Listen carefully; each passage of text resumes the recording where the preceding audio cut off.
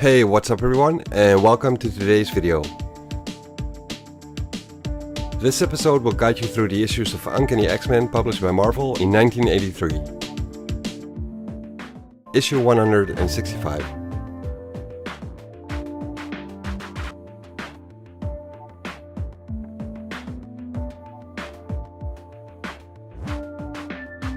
The X-Men are about to get hurled into deep space.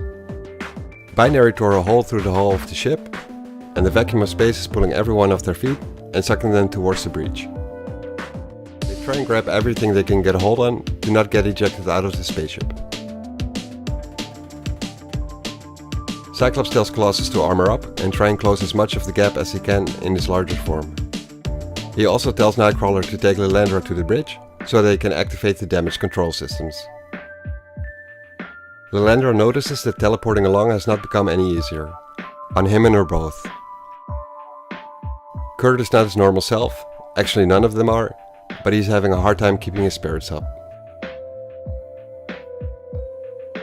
Back in the hangar bay, Cyclops tells Wolverine to use his claws and cut it into the deck. To cut off a piece of steel big enough to plug the hole in the wall of the ship. Due to Lilandra trying to provide more air and pressure in the bay, the wind in that area intensifies and Wolverine loses his grip, straight towards Colossus. Wolverine and Colossus are both worried about how the impact will hurt the other. Colossus with his organic metal skin and Wolverine with his skeleton being enhanced with the strongest metal on Earth. Wolverine ends up in one of Colossus's arms and is the one being hurt the most. Cyclops uses his optic force blast to tear loose the piece of metal Wolverine started to cut loose and tells Colossus to move himself out of the way. The vacuum sucks a piece of metal towards the hole and it closes the gap, taking away the decompression and wind resulting from the air pressure difference. The ship's artificial gravity restores itself, and because of this, Colossus and Wolverine fall back on the ground. Kitty seems awfully worried for Colossus, but Wolverine says they're both fine, regardless of them all being as good as that because of everything that's going on.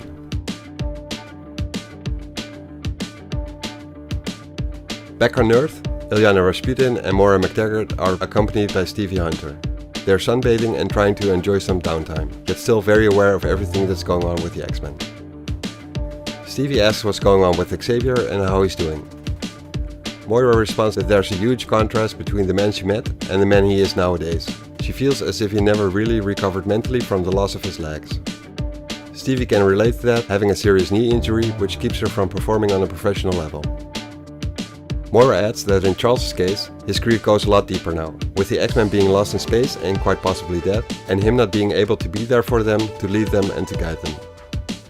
He feels like he's not only lost one of his pupils like he did Jean Grey, but a whole team. Moira asks Stevie to keep an eye on Illyana, while she goes to check up on Charles. As Stevie stands up, her knee injury plays up and she falls back into her chair. She tells Moira she's alright apart from the hurt, but it's nothing compared to losing one's soul. Moira enters Charles' room to tell him that she received a letter from Reed Richards of the Fantastic Four concerning a young girl named Sean Koima, a young mutant codenamed Karma, who could very well use Charles' guidance and experience in teaching young mutants to control their powers. Charles immediately shuts it down by saying simply, no. Moira doesn't start a discussion, nor an argument, and accepts Charles' reaction. Charles says that he's surprised by this. Moira responds by saying she's tried more than enough in the past weeks to budge an immovable object by screaming and fighting with Charles, and she's done with breaking her heart like that. It's his life and he can live it as he pleases, regardless of what she would like him to do. Fortunately, she says, there are other options. Charles asks if she means herself by that.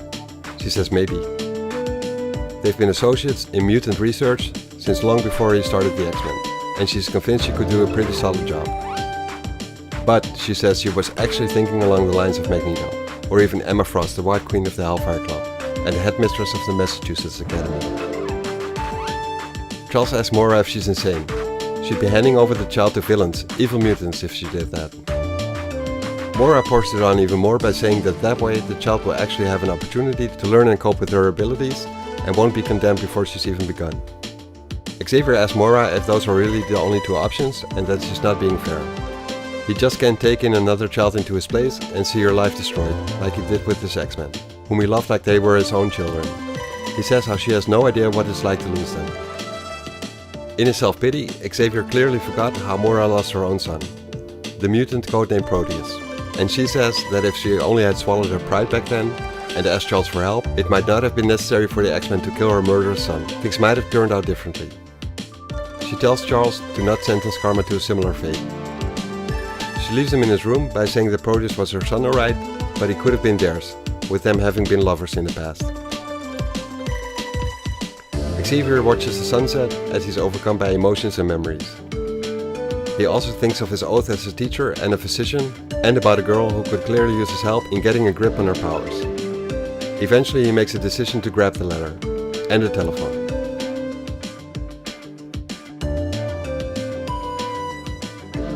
We then catch up with what's going on with Storm in a Shi'ar shuttle. She's flying aimlessly through the same nebula that currently enshrouds Lilandra's Imperial yacht. She left before Wolverine told the rest of the X-Men what happened to them all with the brood egg implants, but she figured out what's going on inside herself. She senses a child growing in her body, a brood child. She senses the child consuming her from the inside out, piece by piece, corrupting everything it touches, slowly but surely reshaping her and taking her place. With her devotion to life and nature, she's standing at a crossroads. Submit to what's going on in her body, losing herself in the process, or kill the brood and not even be certain that will save her in the end. She prays to her goddess to help her, being lost, alone and so far from home. At that moment the metamorphosis into a fully brood creature starts. First her hands and then the rest of her body. As she falls on the ground, with the change nearly completed, the shuttle emerges from the nebula. She enters a part of space where there's nothing but stars, filling the whole of the sky with brilliant blinding light. Being in the galactic core of a million suns, it allows her to draw spiritual and material sustenance thanks to her elemental powers, reversing the transformation, for now. She can feel the brood embryo still growing inside of her with each passing second. She realizes that if she wants to act, it must be now. Where she was at the crossroads before, she now realizes a third option. She wishes that she could see her friends once more to bid them farewell, as she uses her elemental powers and summons the power of the entire core. This influx of power, not so much different from what she does on Earth when tapping into the powers of nature, causes her to shine as if a new star is born. This process is fairly easy, yet the energies she's able to manipulate are magnified to an unimaginable degree than she's ever experienced before. She hopes for this to be the solution for the dilemma which she was facing. The embryo does not survive the ordeal, nor does she. In the meantime, aboard Lilandra's vessel, Cyclops, Lilandra and Wolverine discuss where they should go next, once they finish repair work on the ship. Logan suggests that they should go back to Sleaze World and finish what they started. Scott says that would be like suicide, with just 6 people and an armed yacht against the whole of the brood race. Logan asks what the difference is, since they're all living on borrowed time with the brood embryos living inside of them. They can sit around and wait for them to be taken over, or go back and make the brood pay for what they've done. Lilandra says that as a magistress of the Shi'ar Empire, she will show the brood no mercy. Wherever she finds them, she will claim their lives. Logan says that that's fine with him, and Scott finally agrees. Logan meets up with Kurt and asks him what he's doing. Being Catholic, he's saying his prayers and Logan is surprised at this. He did not expect Kurt to be this religious. Kurt asks if it's because of his features and tells Logan he should try it one time. How he might like it, just like Kurt draws comfort from his beliefs and prayers. Logan says he has, back in the army, and how it was a big mistake. Logan says he only believes in tangible things, reality, the rest is imagination. They joke around a bit about who's more alone between the two of them and decide to see if the ship has any kind of beer on board. We then see Kitty lying in her bed. While she's been in space, she's grown older and the birthday has passed, without her even knowing it. With everything that's been going on, she wonders if she'll ever go back to her hometown in Illinois. She's experienced a lot in the past weeks and she tries to look as brave as possible when the others are around. But here, being by herself, she was able to let go and started crying, and she wouldn't stop crying until she fell asleep. She dreams about a funeral service where her parents and the X-Men are present. When it's her turn to pay her respects, she approaches the coffin and sees herself lying inside. The corpse opens its eyes and smells, changing itself into a brood, grabbing Kitty and pulling her into a coffin, embracing her, dissolving all her flesh. Reality starts to blur, and where there were two beings, there now remains one, a young brood queen. She screams as she wakes up, and Pyotr is there to comfort her. He asks her if she had a bad dream and tells her everyone has been having them. She responds to him by saying that the reality they wake up to is just as bad as the nightmares they're having. He then asks Kitty if she wants to talk about it, and she pushes him away. He tells her that it's okay to be afraid, and she says she isn't. He notices her trying to act tough and reacts by saying, "Of course you aren't. My error." She then tells him that she doesn't want to die. Pyotr asks her with a smile on his face, "Who does?" Kitty doesn't like him joking about it one bit. He tells her it's either laugh or cry, and he doesn't want to give the brood the honor of his tears. He then tries to help Kitty rationalize the correlation between life and death, and Kitty just can't handle the thought of dying at a young age. If it had been in battle, then okay, but for it to end like this, to have an alien slowly growing inside of her like a cancer, knowing that she could change into a sleazoid at any given moment, that's more than she can bear. She breaks down into tears again, realizing that they don't even know if they will be aware of things once the transformation is done, witnessing all the horrible things they will do as a brood. Pyotr stays around to comfort Kitty until she gathers her bearings. She says she really needed this and wishes she was older. Pyotr says he does too, and Kitty asks if he's just saying that to cheer her up. He tells her that he knows precisely what she meant and that he's never been more serious. They share a kiss, and Pyotr sadly says that she's not older. She then asks him what society's stupid rules matter, when you're doomed to begin with. He tells her this is not the proper time and place, and she says that they might never get another chance. Pyotr responds by saying they don't know that and that the universe is full of surprises. At that moment, Kitty sees an appearance that makes her jump, and Colossus automatically changes into his armored form. It's Storm, with the appearance of a vampire, her eyes and her teeth. Colossus asks if it's really her or a ghost. Next we see Nightcrawler and Wolverine. They're drinking whatever Kurt made them, using an alien food synthesizer, and it's not the tastiest. Storm appears behind Wolverine and disappears almost immediately. They wonder if they're starting to see things because of the drink Kurt made. She then appears again, but as a little child. Kurt asks if they can help the child. She keeps saying how things aren't right and keeps disappearing. Kurt figures they should tell the others about what they saw. They arrive at the bridge where Kitty, Colossus, Cyclops and Lilandra have gathered, and Lilandra says she made contact with a very large and very close object, but the nebula scrambles the sensors. Cyclops asks if they can get out of the nebula, and Lilandra responds with saying that they could ram into the thing that's flying close by. They need more data before they can act. Kitty sees another apparition of Storm, yet again with different looks. Wolverine tries to approach her. He senses that it's not just a holographic projection of Storm. He sees Storm is changing again, this time looking older. At that time, Lilandra says she has visual contact with the object, and it appears to be one of the Brood's living spaceships. They're being swallowed whole. Cyclops tells them to power the engines, and for the rest to activate the ship's combat systems. They're going to try to punch their way out of there. Lilandra reacts by saying that it's all too late. But the creature broadcasts a power field that dampens the ship's cores, as well as rendering the ship's weapons inoperative. Storm says that that's her doing, for her protection as much as theirs. She tells everyone that she could not risk any injury to the Akanti. She seems to have gained the control of her projection and looks like the Storm we're familiar with. She asks her beloved friends to forgive her clumsy attempts in trying to contact them. She tells her friends that there's no cause for alarm. Kitty is happy to see Storm again, and Scott wants to hear an explanation. He wants to know what happened to her. She tells him that a lot has happened, and not all of it was pleasant. She's no longer the Storm that they all knew. Scott then asks how she can be so sure that the Akanti won't hurt them. Storm then tells them all she knows the Star Beast as well as she knows herself, because the Star Beast is herself. The Akanti and her are one.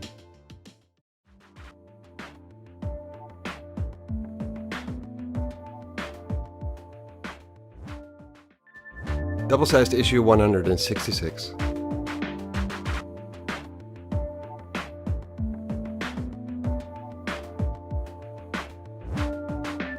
The planet of Madrizar has always been covered in darkness. So far from the sun that the day and night sky are the same. A sky filled with stars all around. Until the Brood colonized the planet, that is. Punching gigantic geothermal pits down to the core, whose heat warmed up the surface crust and melted the frozen atmosphere. Cultivating the planet even further until it became habitable for them, so they could start their hunt. A hunt for the Akanti, giant, gentle and sentient beings who have been around since creation, according to the legends. Point in case, this Akanti creature currently being enslaved by the Hun Master and his cadre. The process is nearly complete and pretty much irreversible, unlike what they were able to do to the X-Men, who've been on the run ever since their escape.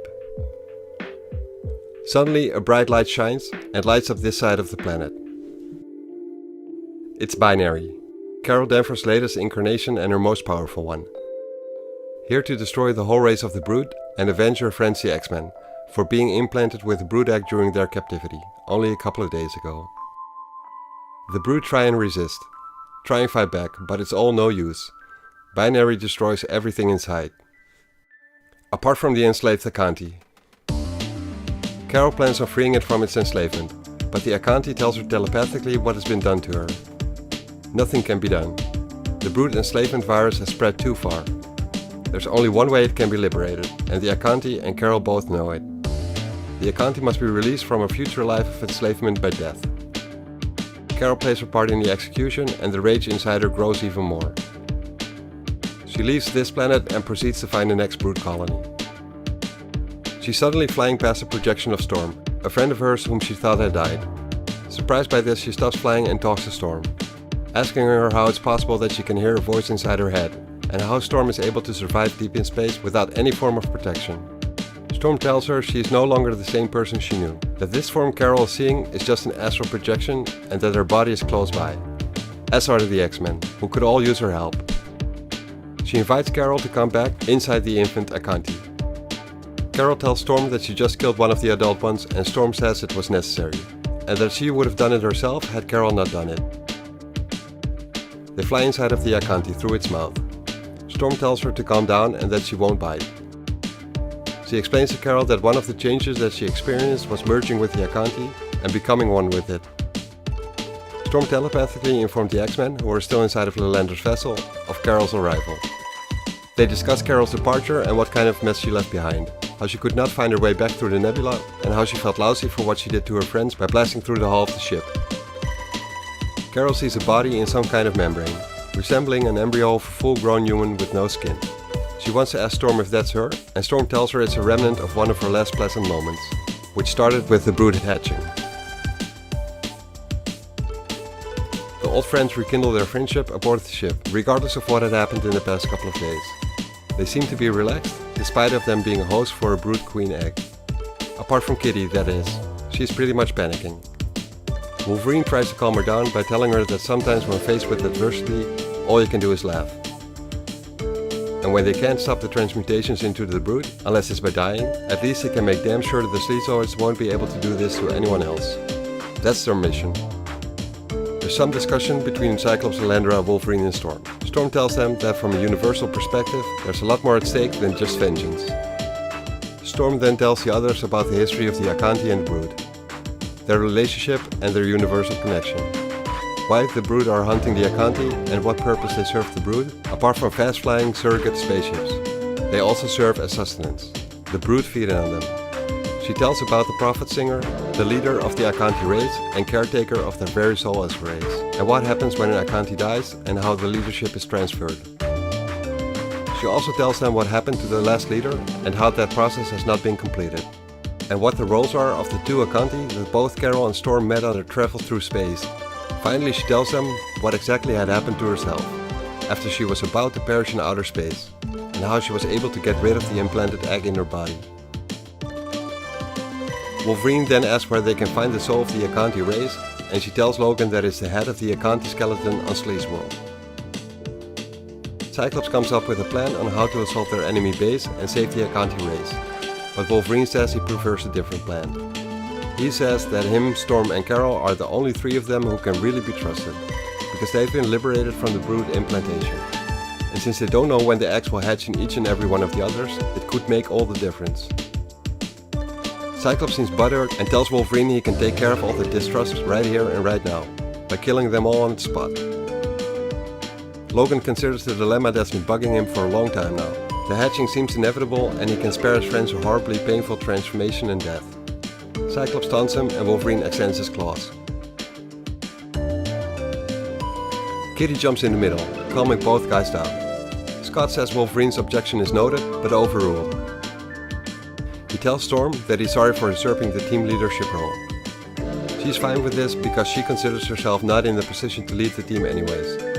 Scott asks her if she's able to utilize her weather controlling powers in this form. She says she's not sure about this and prefers to not try, because her human physical body is still recuperating and in critical condition. She'd rather not risk having her consciousness stuck in this form. Cyclops just needs to know if she will, if the situation arises. She responds by saying that she will do what must be done, whatever the cost. A day later, the X-Men, Lilandra and Binary launch their assault on the Brood homeworld. Hidden inside the Akanti, the team infiltrates the Brood world atmosphere, immediately pursued by an intercepting squadron of Brood spacecraft. The Akanti is a lot faster and agile. They reach the Akanti skeleton in a few seconds. And then, suddenly, it makes a sharp turn upwards. Inside the creature, Storm is wondering if she's made the right decision in risking the destruction of not only this infant Akanti, but the entire race as a whole. But then again, what choice do they really have? The X-Men brace themselves as they're being held by Lilandra, calling them to come to the transporter room for the next part of the plan. Cyclops seems tense and Wolverine, Kitty and Nightcrawler notice this. Cyclops is worried about Lilandra mixing up the coordinates of the teleportation, with the X-Men ending up inside of the planet's matter or high up in the air and plunging to the ground. Lilandra assures Cyclops that she knows what she's doing. They beam down and Kitty makes a Star Trek reference, and has to giggle, while Cyclops has no clue what she's going on about. At the same time, the infant Akanti has already flown beyond the orbits of Brood world's inner moons, and Storm rejoices in the feeling of flight and feeling the celestial energies flowing around and through the Akanti. She notices a disturbance in those flows and can only conclude that the Brood have taken the bait. Below on Brood world, down in the Royal Hive, the Brood Queen is being telepathically informed by the shipmaster, who has been in pursuit of the infant Akanti, telling the Queen the bioscan readings are off the charts and has not seen anything like it. The Brood Queen has, and immediately recognizes the infant as the Prophet Singer. She wants it enslaved and unharmed. That infant is the key to achieve an unbreakable hold on all of the Akanti. She threatens the shipmaster as she's being held by another Brood, who identifies as one of her progeny, informing her that she is about to be deceived. That the X-Men have landed on the planet and plan on freeing the soul of the Star Singer. This Brood is aware of these things because apparently it's one of the X-Men, of whom the transformation has already begun, unaware to the others. It suggests to slay them all while they're not suspicious. Brood Queen tells her not to, because they are her brothers and sisters after all. The Queen tells her to remain in contact and to strike once the command is given. The Queen orders the Hunmaster to assemble a team of the best warrior prime and that she herself will lead the attack on the X-Men, who are roaming the catacombs. Catacombs filled with creatures even the Brood Huntmaster is afraid of. The Queen tells the Hunmaster he has a choice: follow her orders and face them, or her. While the X-Men advance their position, they are disgusted by the place in which they are located. Wolverine tells Kitty she's a smart kid for wanting to go home. He knows firsthand what dangers lurk in this place. Cyclops taunts him, and Wolverine tells him to just wait with making smart remarks until he's seen what they will be up against. Wolverine is on the trail of the scent of their objective.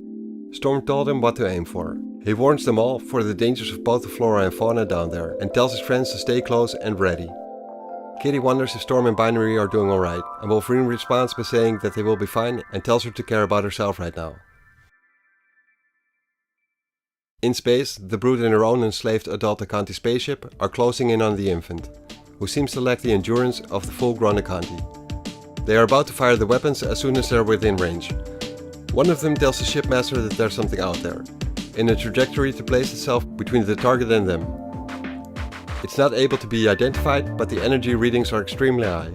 Whatever it is, it's as bright as a star. The shipmaster sends orders out to shield up to maximum power and blast whatever it is out of space. It's Binary, angry for all the Brood have done to her, her friends and the Akanti race. The Brood quickly change from being hunters to being the prey. She attacks the ship with full force, while Storm pushes her recovering body to form lightning flares and attack the ship as well. The elements in space are a lot more powerful than what she's used to on Earth, so the strain on her is a lot. She's in pain but still persists. As the X-Men and Lilandra make their way below in the catacombs, they hold their own, thanks to their powers and skills. However, when Kitty is being attacked, she's just slightly too late to activate her phasing powers and gets caught. Yet able to readjust herself, and instead of getting slammed against the wall, she phases right through it. Unnoticed by the others because they're too busy with their own fights, and Wolverine and Cyclops are bickering with one another. Wolverine notices that this time he is not so much a snappy instigator, unlike in the past. He notices Cyclops blasting the enemies like a berserker and not the calm, cool and collected leader he normally is. Kitty finds herself in a place that might even be worse than where she came from, on the other side of the wall. She figures she's in a nest, and inside the nest are skeletons. Brood skeletons. Literally stripped to the bone, and judging from the way they shine, it wasn't done that long ago. There are also still eggs inside of the nest, so she figures she'd best get away from there as soon as possible. She does not want to find out what kind of creature lives here. She walks on the air and heads for the nearest exit, as she's being watched. And followed. In space, Binary tries her best, but gets overwhelmed by the sheer amount of Brood ships. She's getting stunned and snared immediately. They want to infect her with the slaver virus and get her completely under control, as powerful as she is. Next, Storm is attacked, and her Akanti body is hurt. She cannot risk this specific Akanti to get caught by the Brood. She's about to desert her friend Binary. But just as she's about to, her newfound Akanti awareness allows her to see a ship materialize from making a downshift out of warp space. The space pirate Starjammers have finally found the ones they had been looking for weeks. Back in the catacombs, Wolverine asks Cyclops if he's seen Kitty around. Cyclops responds by saying that she knew the risk involved, and if he's so worried about her, he should go and find her. Wolverine, already growing suspicious of Cyclops' behavior, also notices how Cyclops' targeting is totally off. He homes in on Cyclops' scent and gets the confirmation he needed. He attacks Cyclops and rips off his visor, only to reveal that Cyclops' metamorphosis into a Brood has begun. With the visor no longer on his face and his transformation changing Cyclops' skull, the Brood has a wider aiming range and hits both Wolverine and Colossus and disables them. Lilandra tells Nightcrawler to start teleporting, to keep the Brood occupied, so she can attack it with her energy sword. It's a nice plan of attack, but they themselves get attacked from behind by the Queen and her cadre. The bioscans performed by the Brood that have arrived indicate that the hosts are knocked out, but generally unharmed, and the embryos are fine. The Queen tells the Brood in Cyclops' body that she's impressed by how far inside the X-Men were able to come, and how effective they were in fighting off and chasing away the critters down here. The Brood in Cyclops asks the Queen if she wants Wolverine slain, but she tells them not to. She's not going to try and implant another egg either, since that will be useless with his healing factor. She will take Wolverine along and devour him piece by piece, alive and well, and the Brood inside Cyclops may join in the feast. Once they find Kitty, they will go back to the hive. Kitty herself is being chased by other Brood and regrets leaving the nest, since that was obviously a place where the Brood themselves were not safe. She tries to phase through the floor, but she's apparently too tired to be able to concentrate enough to use her skills. The Brood catch up to her and tell her they would normally enjoy eating her beating heart, but they won't because the Queen wants her back in one piece. They won't be getting back, however. There's something or someone behind them. It's some kind of dragon-like creature, roaring at them, and all the Brood can do is flee, not even attack. The creature breathes fire at them, and the Brood combust and end up in smoldering piles of roasted Brood flesh, with Kitty being flabbergasted. The creature flies towards Kitty, while she wonders if it's friendly or not. She figures it must be, since she is still alive and the Brood are not. Apart from one that she had overlooked. It fires its blasters and tears a hole through the wall, right behind Kitty and the dragon, who were able to jump out of the way. It reveals some kind of cavern with beautiful bright light according to Kitty, but burning light to the Brood. Kitty doesn't understand what the Brood is on about, because all she can hear is music, calling to her, compelling them both as they walk straight into the light. The Brood Queen gets informed that contact has been lost with the cadre that was hunting for Kitty. and Lilandra makes a snappy remark about it. The Queen shrugs it off, knowing they will all soon become Brood themselves. Cyclops is trying to resist the metamorphosis and regains control for a short period of time and hits the Brood Queen with his eye blast. Wolverine then takes advantage of the inexperience of the Brood embryo's control over Cyclops and his body and makes a leap towards them, straight into the eye blast.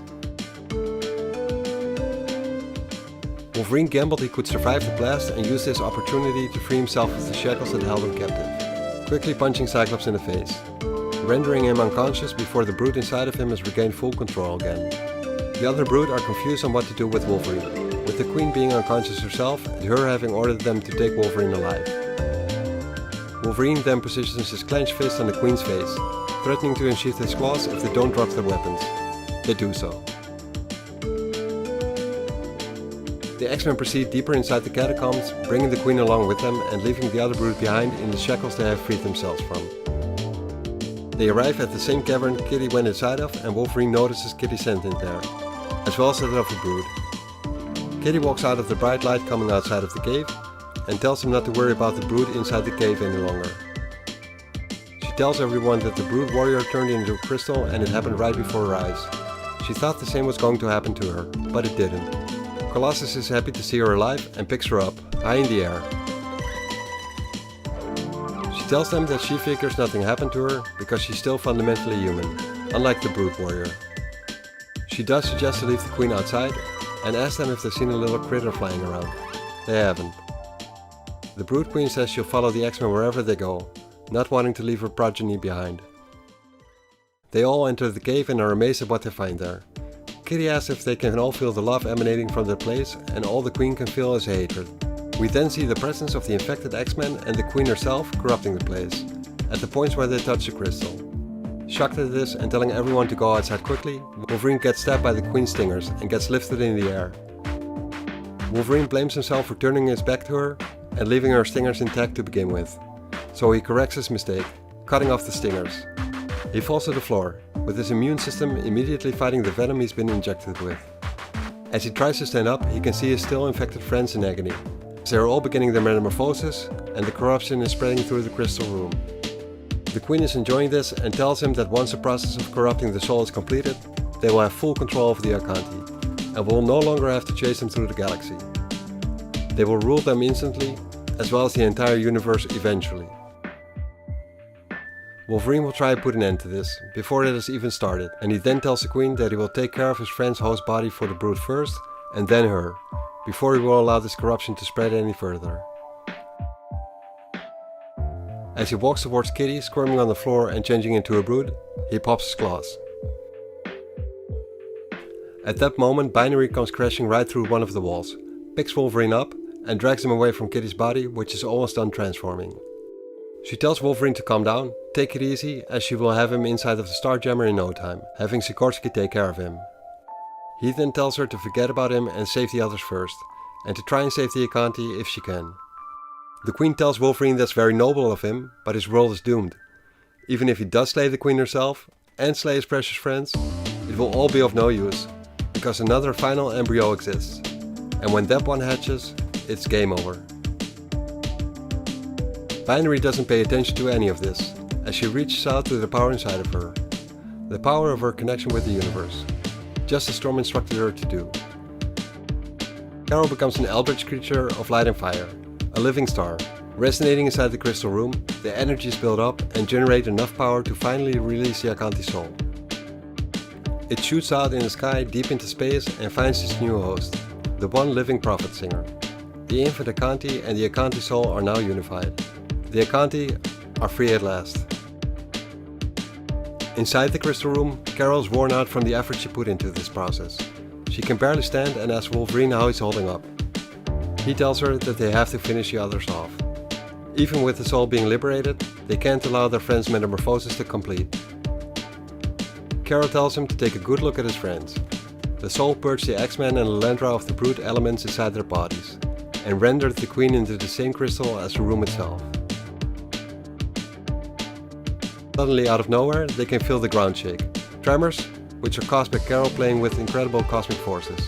Forces that probably, most likely even, have had their effect on the Brood world's composition. They'd better leave. Pronto.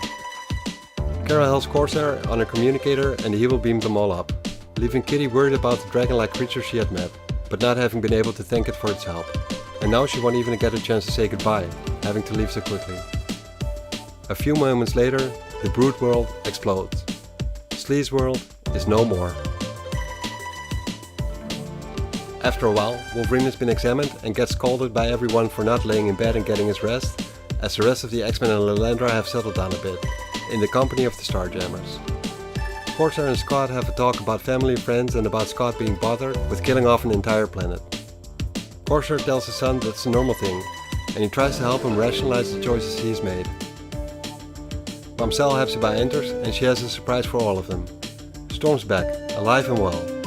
Though asked by the soul of the prophet singer to stay connected to the infant until maturity, she declined, because she no longer felt that need, nor did she want to leave her friends behind. They all rejoice in a long and rough mission having gone relatively well, considering the circumstances. It's time for a party, or so they all think. Apart from Wolverine, he tells them he hates to be a spoilsport, but he has bad news. Even after everything that has just occurred, it's still not over yet. Cyclops asks what he means, because even though some of the Brood clan ships escaped, but without the Queen, they can't be that big of a threat. Wolverine reminds them that minutes before the Brood Queen died, she had told them everything they would try, it would all result in the Earth being doomed, because there's one more royal Brood embryo left, and Logan has figured out what she meant by that. There can only be one person hosting that, and that person is Charles Xavier.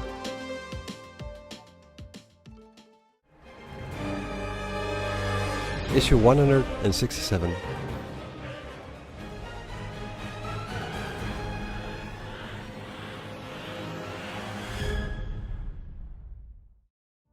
In the Xavier Institute for Gifted Youngsters, Sam, Roberto, Rain, Danielle and Sean have gathered to watch some TV in the mansion's living room. They are all of them new students at the school and together they are the New Mutants. They're all enjoying some soda and popcorn when suddenly the X-Men have come home. Cyclops, Colossus and Wolverine smash through the windows and walls as Nightcrawler teleports in.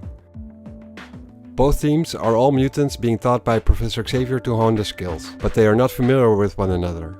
The X-Men had been abducted in deep space and were presumed to be dead.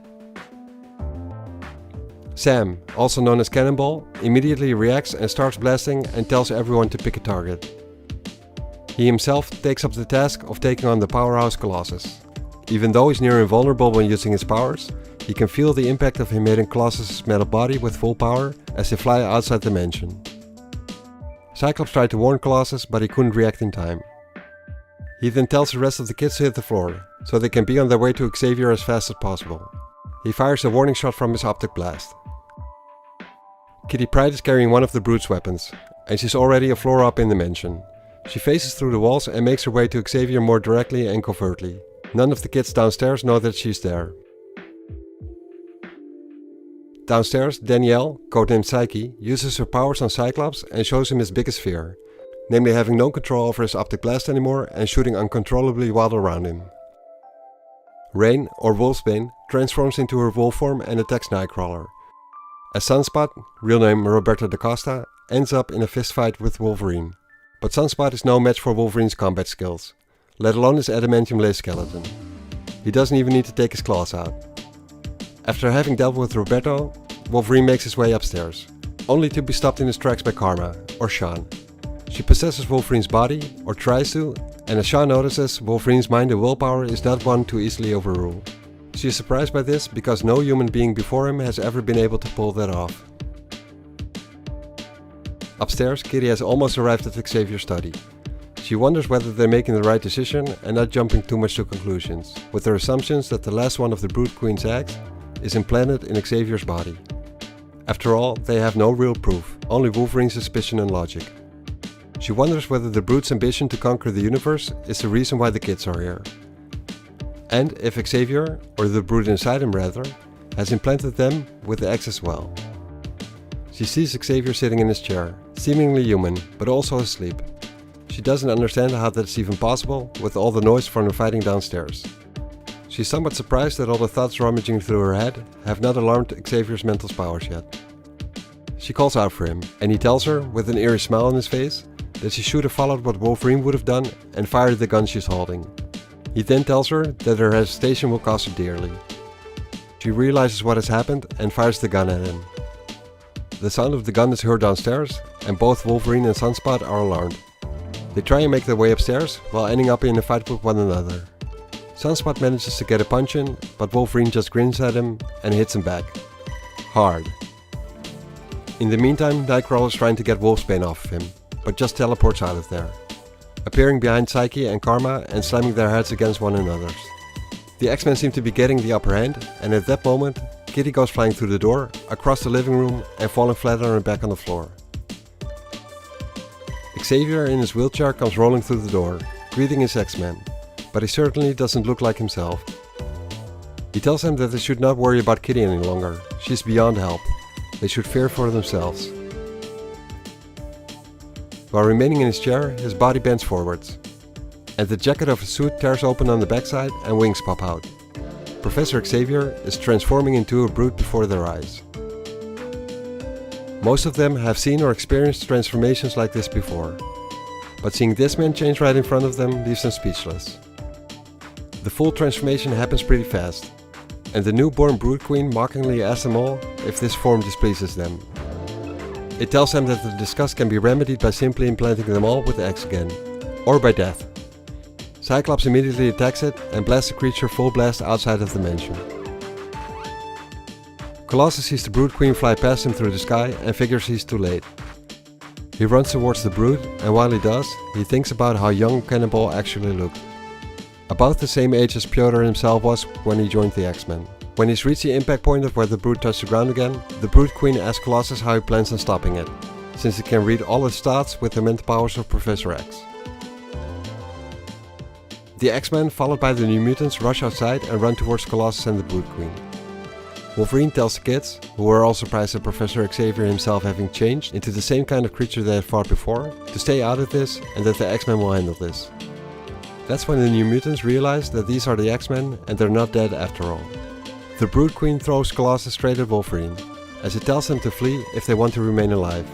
Wolverine tells the Brood that that's some nice advice. The same kind of advice he's been ignoring since the day he was born, he says, as he jumps out of the way.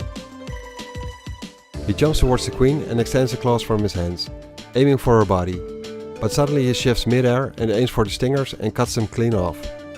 The Brood screams out and tells Wolverine how it will devour him for this, and attacks him with a Psy Blast. Karma realizes the enormous mistake they've made in attacking the ones that came to save them, and she tries to make amends by trying to possess the alien. She has tried this before, and all she can sense is evil thoughts from an alien mind. She still can't handle this, and her attack backfires on her again. The Brood Queen tries to fly away and escape, to find a place to recover from the injuries caused by Wolverine, but gets intercepted by Binary. Binary is being joined by Storm, who creates a blizzard to freeze the Queen to the bone, and disoriented by visually hampering its sight and move it to where she wants it to be. She then tells the Queen that the rules for this battle have been laid out by itself, and that it will be to the death. Its death. It falls to the ground and the X-Men and New Mutants gather around it, making sure it's dead. Storm found that she couldn't push herself to finish it off, and Wolverine gladly volunteers to do the job. Cyclops holds him back, telling him it's his right and responsibility as the first X-Men to finish this, to kill the one Brood that's inhabited his teacher and surrogate father, Charles Xavier. With the Brood Queen having been assaulted physically, Xavier manages to gain the upper hand mentally and tells Scott that too much is at stake, that he must be killed. Wolverine tells Cyclops to do it, but Scott refuses. He's heard these kinds of pleas before, from the woman he loved only a couple of months ago. He could not stop her death back then, but won't allow the same thing to happen to Xavier. Not as long as there's hope. He asks everyone present if there are any objections. Storm says there aren't any, but Wolverine says there's lots. Later, aboard the Starjammer, which has been flying in Earth's orbit, Scott is becoming impatient, while Xavier is being taken care of in the sickbay, and he asks his dad if he's chasing rainbows. He in turn asks him if that really matters. The medical and surgical robots Sikorsky and Moira McTaggart both come outside of the sickbay bringing news.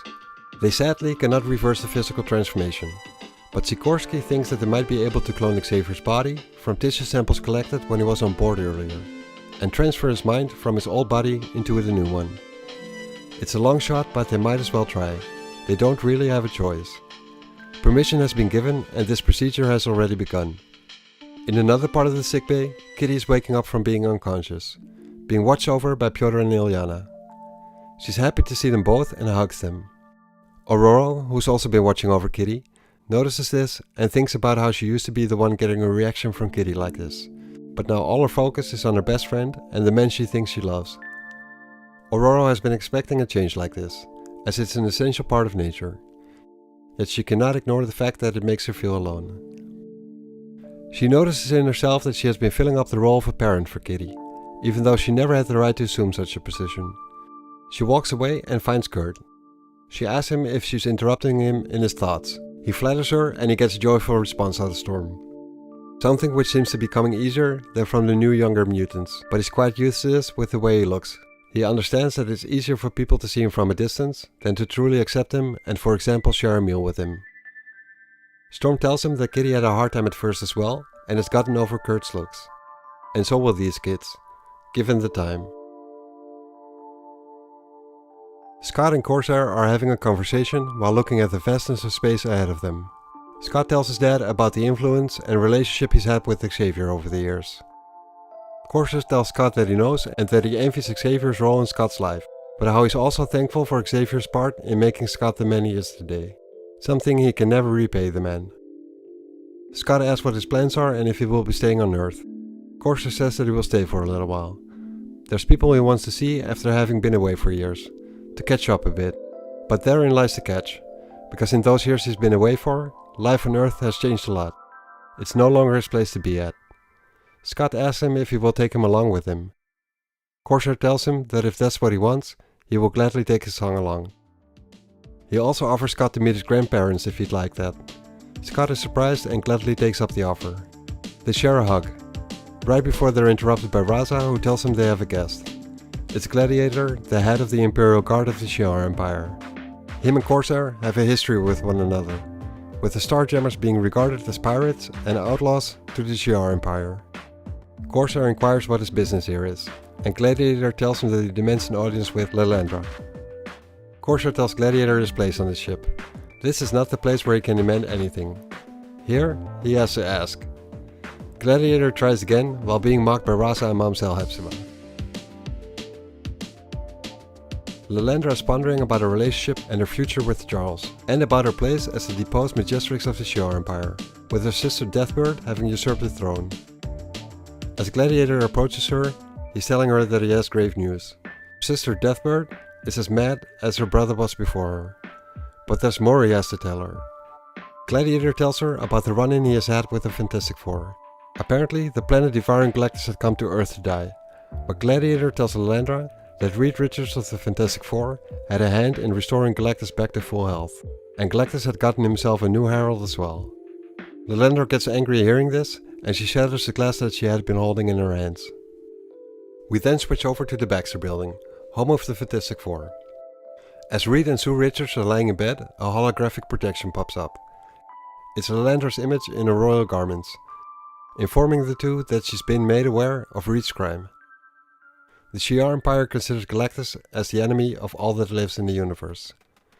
That being destroys planets, filled with rare and precious resources, as well as planets capable of supporting life itself, and that in saving his life, the Fantastic Four have now branded themselves as allies of Galactus. And were he to consume a planet which is part of the Shi'ar Empire, they will be held accountable to the fullest extent of the Shi'ar law. At that moment, the Thing and the Human Torch, two other members of the Fantastic Four, enter the room since they heard Sue yell out, and Lilandra tells them to stay put. She tells everyone in the room that it's high time that the humans learn their place in the universe and that they're not alone.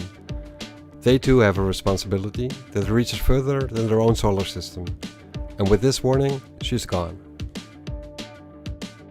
As Lilandra steps out of the holosystem which projected her image, she's aware that the threats are not backed by her current role in the Shi'ar Empire. She's currently just a mere Shadow Princess, a woman without a world. At that moment, Pyotr, Kitty, Ilyana and Mora exit the sickbay, and they bring the professor along, fully recovered in his newly cloned body.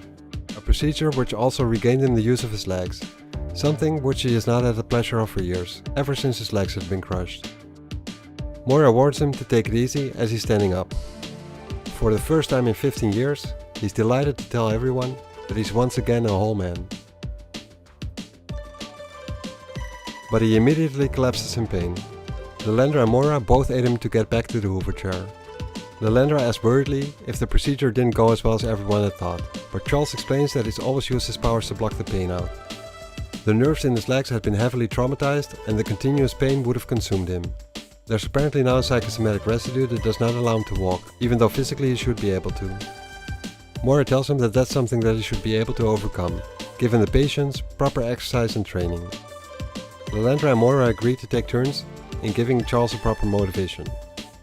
Back to business, Charles lets everyone present know that he's made some decisions over the past weeks. He's happy for this moment. To see those he had thought lost to him, alive and well, as well as the new students of the school, all together, all under the same roof. He apologizes for how their initial meeting went and hopes they will all become friends. He then tells everyone that Kitty, now having children around her own age in the school, will no longer be an X-Men. With everyone shocked at this news, he says he thinks it's been a mistake to allow her, at her young age, to do battle along with the X-Men against evil mutants. She will now no longer be an X-Men, but she will join the New Mutants instead. And his decision is final.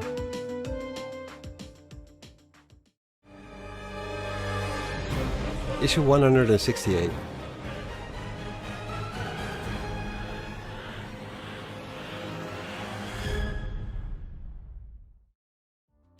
Professor Xavier is a jerk. He has decided that Kitty Pryde will no longer be an X-Men, but instead will join the New Mutants. She's too young to be risking her life in battle, and she now has other mutants in the school who are about her own age. Kitty is not pleased with this decision because she has earned her place among the X-Men. All the team members agree with her on this, but the professor just won't listen. She's complaining about it to Illyana because she thinks she's being treated like a child. Illyana tells her that maybe she is. She's been ranting non-stop about it and her mood has been influencing everyone around her in the mansion ever since she has been shifted to the other team. Illyana tells her that complaining about this not being fair to someone who has spent half her life in the demonic dimension of Limbo is kind of a moot point. Kitty apologizes, and Illyana tells her what's done is done and there's no use lingering on it. Illyana jokingly tells her that they should hurry and catch the bus into Salem Center, or they will miss out on dance class and then she'll really have a reason to be feeling miserable. As they run, they are being watched by alien eyes from inside the mansion. An alien who has not been there for very long. He hates the climate here and there has been little to hunt. Something which will have to change very soon. In another part of the mansion, Wolverine is telling Nightcrawler that he's going out for a road trip. He's been a loner for most of his life by choice, and he sometimes feels the need to be alone, and this is one of those times.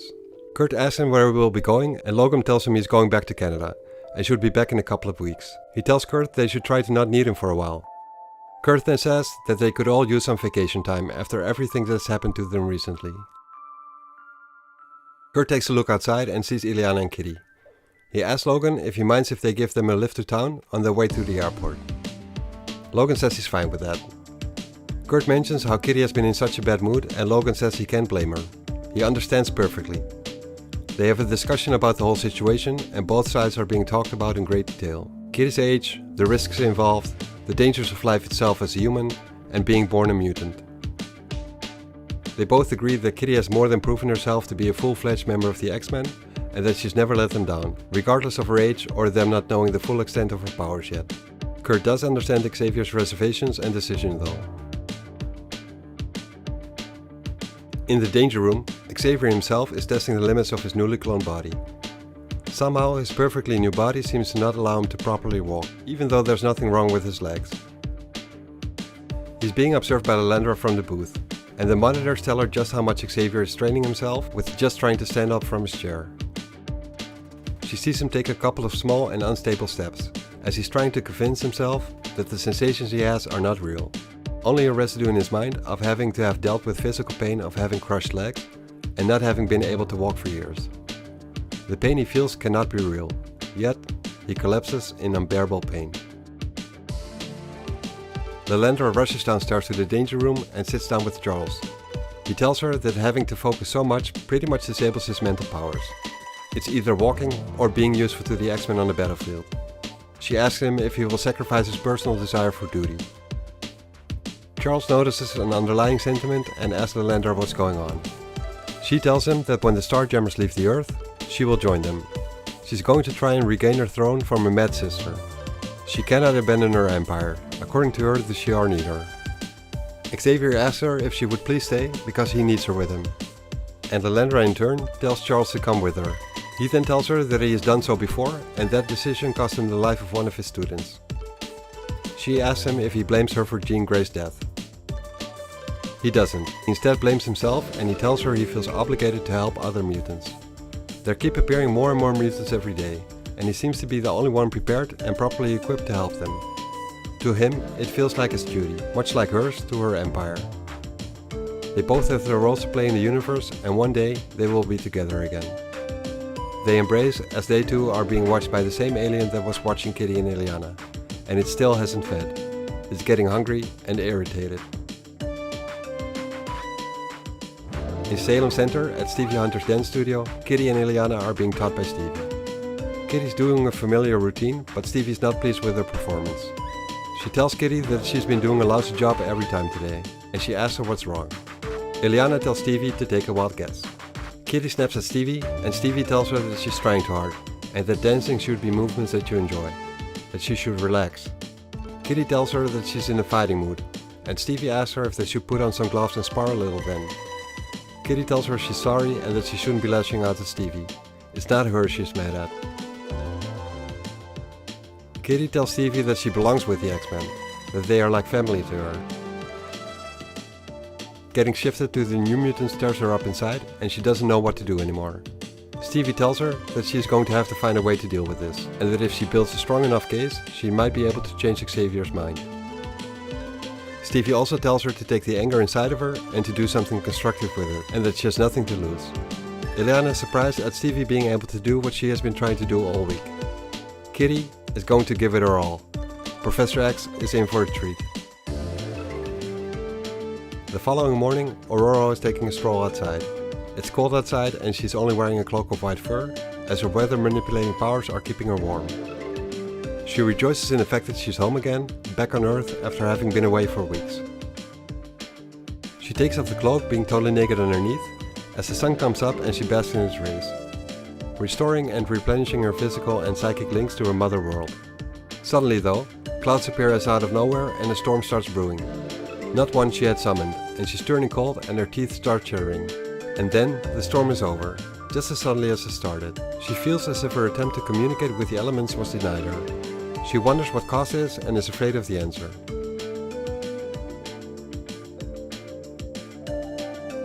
During the next couple of days, Kitty unleashes her offensive on the professor, trying to change his mind.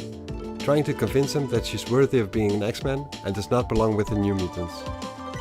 First she tries logic, beating him in a game of chess, telling him that she's smart, impervious to most attacks, and that she can go places where Nightcrawler can't, and that no prison can hold her.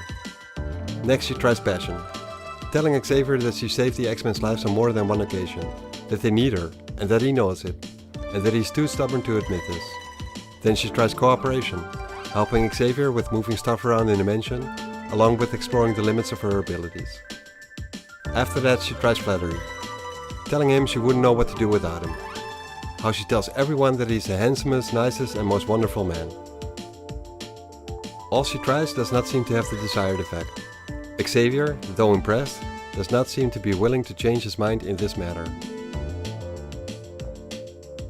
In the warmer climate of Florida, Scott is visiting a friend whom he's been close with, by the name of Alidus or Lee Forrester.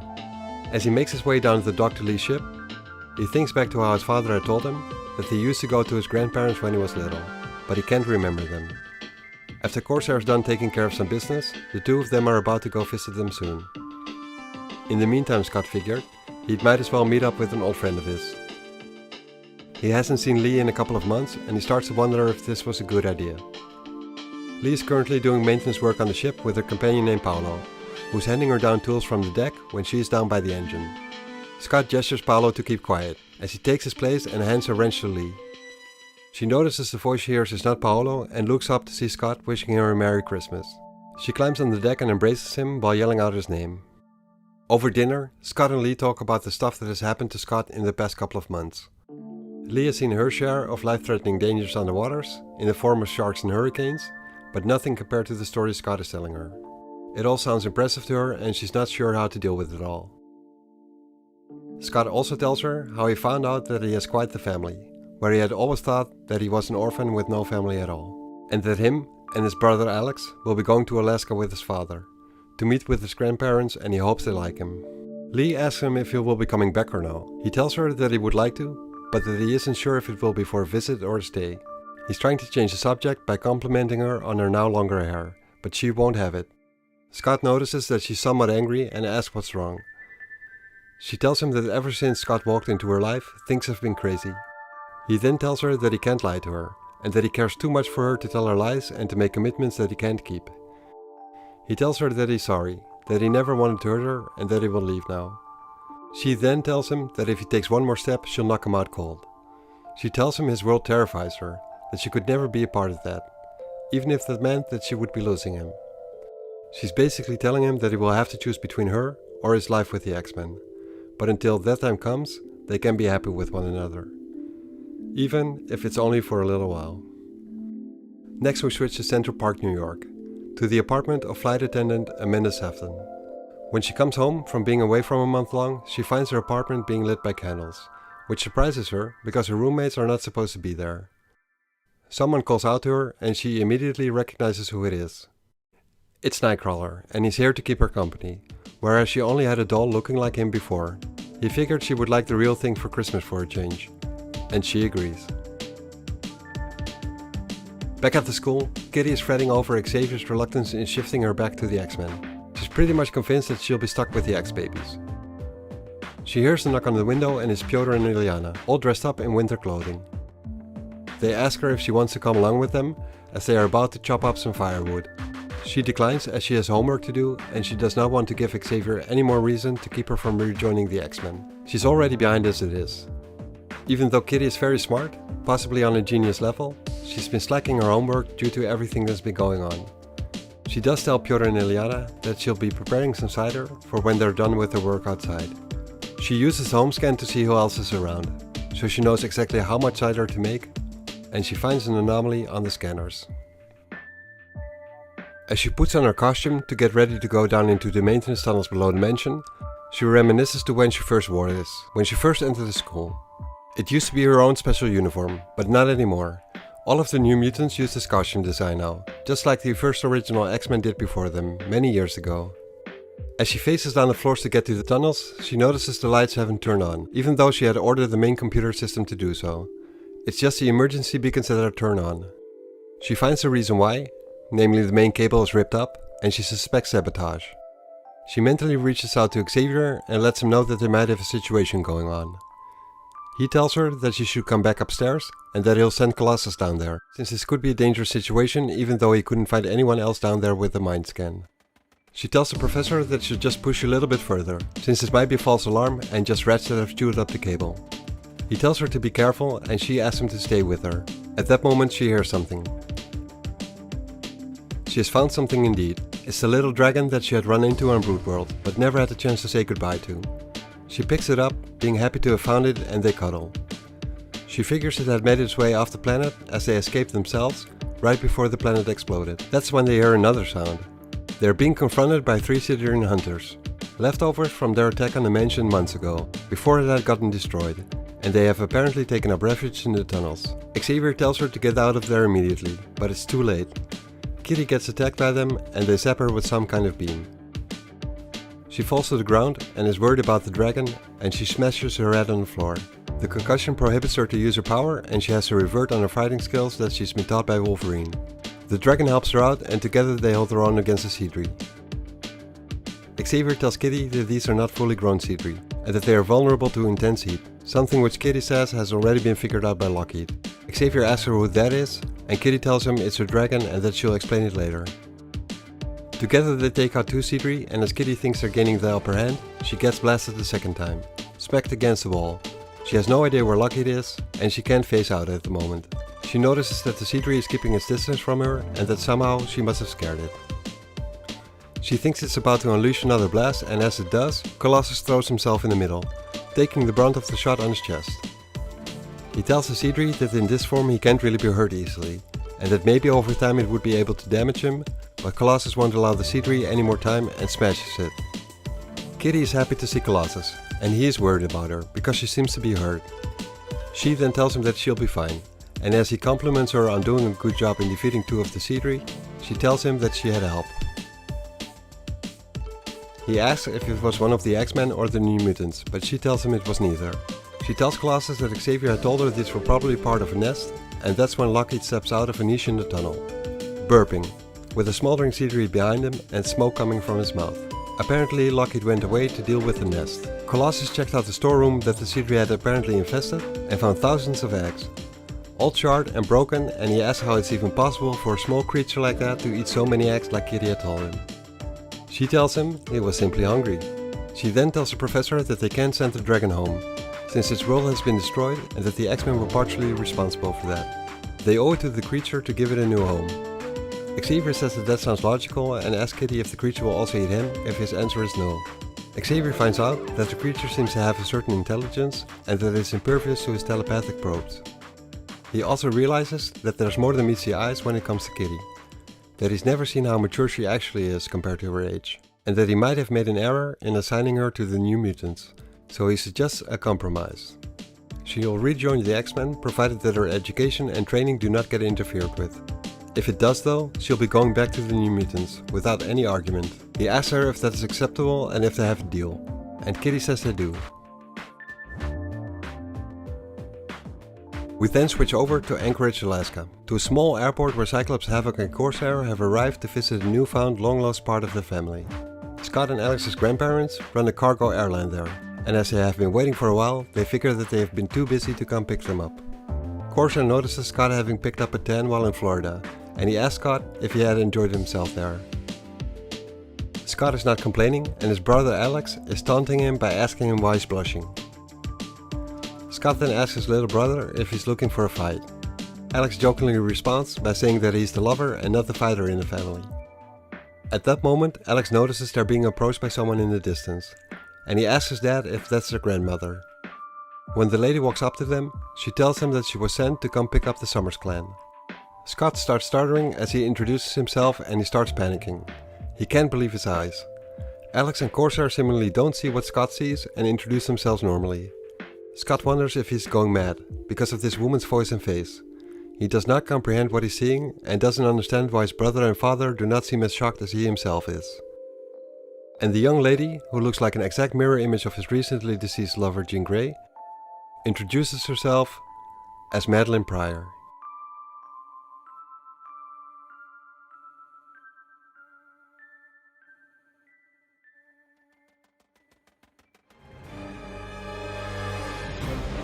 Issue 169.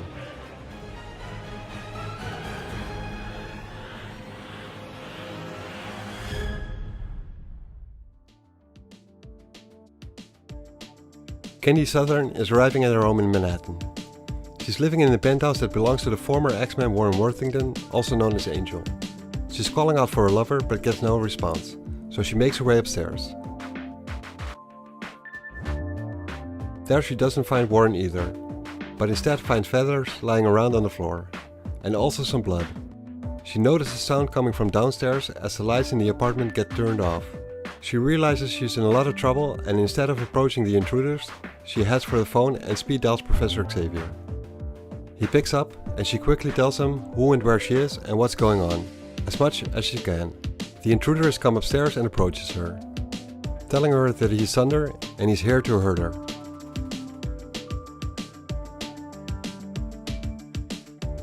In Amanda Sefton's apartment, Nightcrawler and her are enjoying the luxury of a bathtub, each other and some drinks. Kurt asks her when she plans on giving up her job and settle down a bit. When she tells him she could ask him the same thing, he tells her that she should and that the answer might surprise her. They get interrupted by Xavier hailing Kurt, telling him there's an emergency and gives him telepathic directions, to which he immediately reacts. In a series of teleportations, Kurt moves himself to the side of the skyscraper that houses Kenny and Warren's penthouse. He totally forgot how cold it was outside and is not wearing any clothes, and he's still wet from the bath he was in. He's literally freezing. He's still in telepathic contact with Xavier, and he tells him he senses Warren's thought patterns below him. Warren's thoughts are sluggish, as he's barely conscious. Kurt tells Xavier that he spots someone carrying Angel and that they're heading down the subway entrance. Kurt asks Xavier what about Candy and if she's alright. But before Xavier can answer him, she gets thrown outside through one of the windows of the penthouse. Luckily, Kurt is there to intercept her, and since he's still freezing, he grabs her and teleports her back to Amanda's place. Kurt teleports back the way he came, and ends up above the bath he left, and splashes right in there, with Amanda still in it. On another side of Central Park, at the exclusive secret society called the Hellfire Club, Sebastian Shaw enters through the club's front door. This man, who currently wears the mantle of the Black King of the inner circle of the club, is a mutant. As the leader of the secret cabal of the club's inner circle, he does not concern himself with using his mutant abilities or his power for human benefits, but simply for personal gains and world domination. To him, the X-Men are the biggest threat to achieving this goal, and they have stood in front of one another more than once.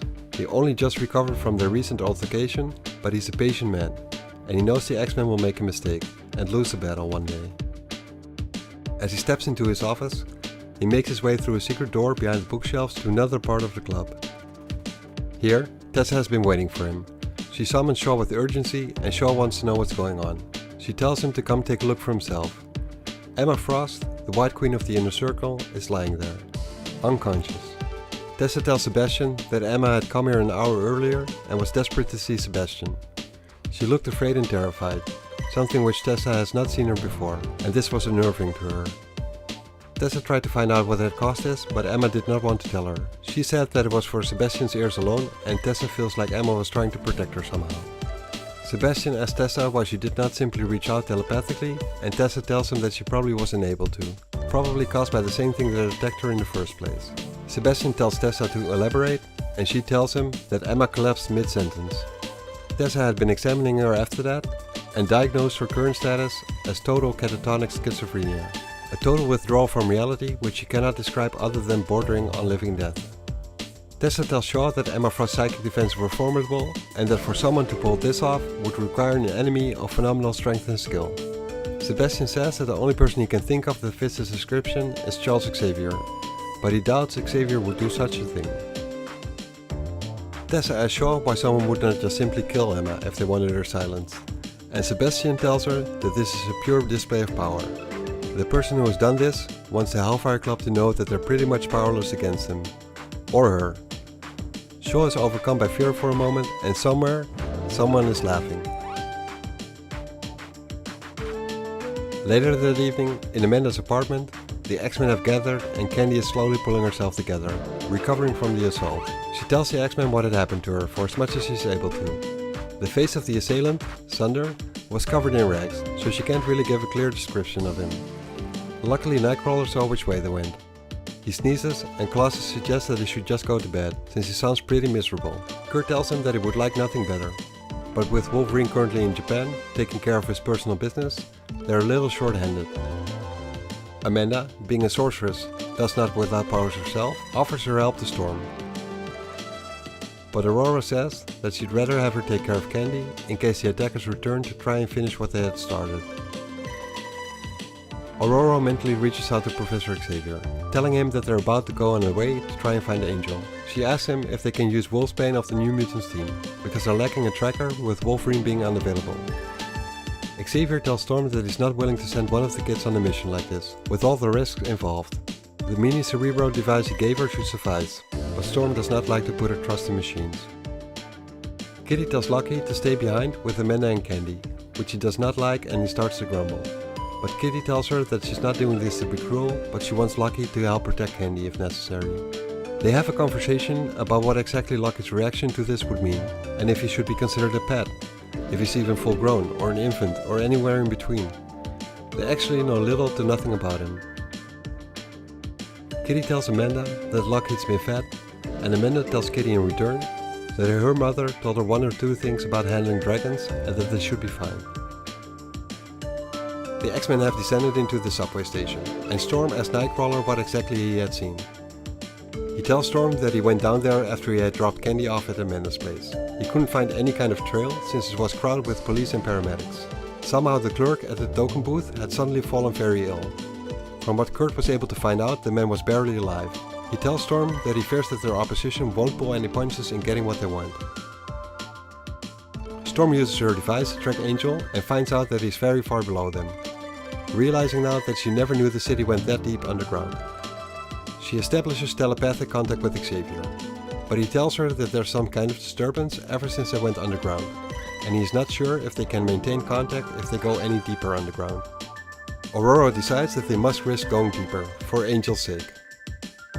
As they progress, a train approaches them and they have to flatten themselves tight against the walls. Storm's starting to stress out, because of the trauma she's endured as a child. The passing of the train, the noise it brings, the filth and the stench down there, are triggering memories from when she was buried alive as a kid, resulting in a severe case of claustrophobia, which she only barely maintains a grip on. The tracking device leads them to a point where there seems to be just a solid wall. Kitty fades through the wall and finds another entry with steps leading downward, telling Storm how she's dissatisfied with her current codename Sprite. She tells her she thinks it's too childish for an X-Men. She also mentions this place gives her the creeps, a sentiment which is shared by the others. Colossus starts to wonder if people actually live down here. Storm tells him that the outcasts from society, people who do not want to be found, will thrive in places like these. While she's explaining this to Colossus, they're being approached by attackers who regard them as intruders. A fight ensues. Colossus falls down the stairs due to the railing collapsing under his weight and that of his attackers. Storm is barely able to use her powers on the ground and is only able to generate sufficient wind to fly in these close quarters, as she tells Kitty to scout the surroundings. In the meantime, Colossus is able to get the upper hand on his attackers. The fight is being watched by others close by. These people are also mutants and go by the names of Sunder, Mask, Callisto and Plague, and they are laying low to observe the intruders in their territory and learn more about their powers. These four are found by Kitty. She recognizes Sunder from Candy's descriptions, and she tries to get a little bit closer to gain more information, as her scent is being noticed by one of them. Callisto tells Plague to attack Kitty and she tries to grab her.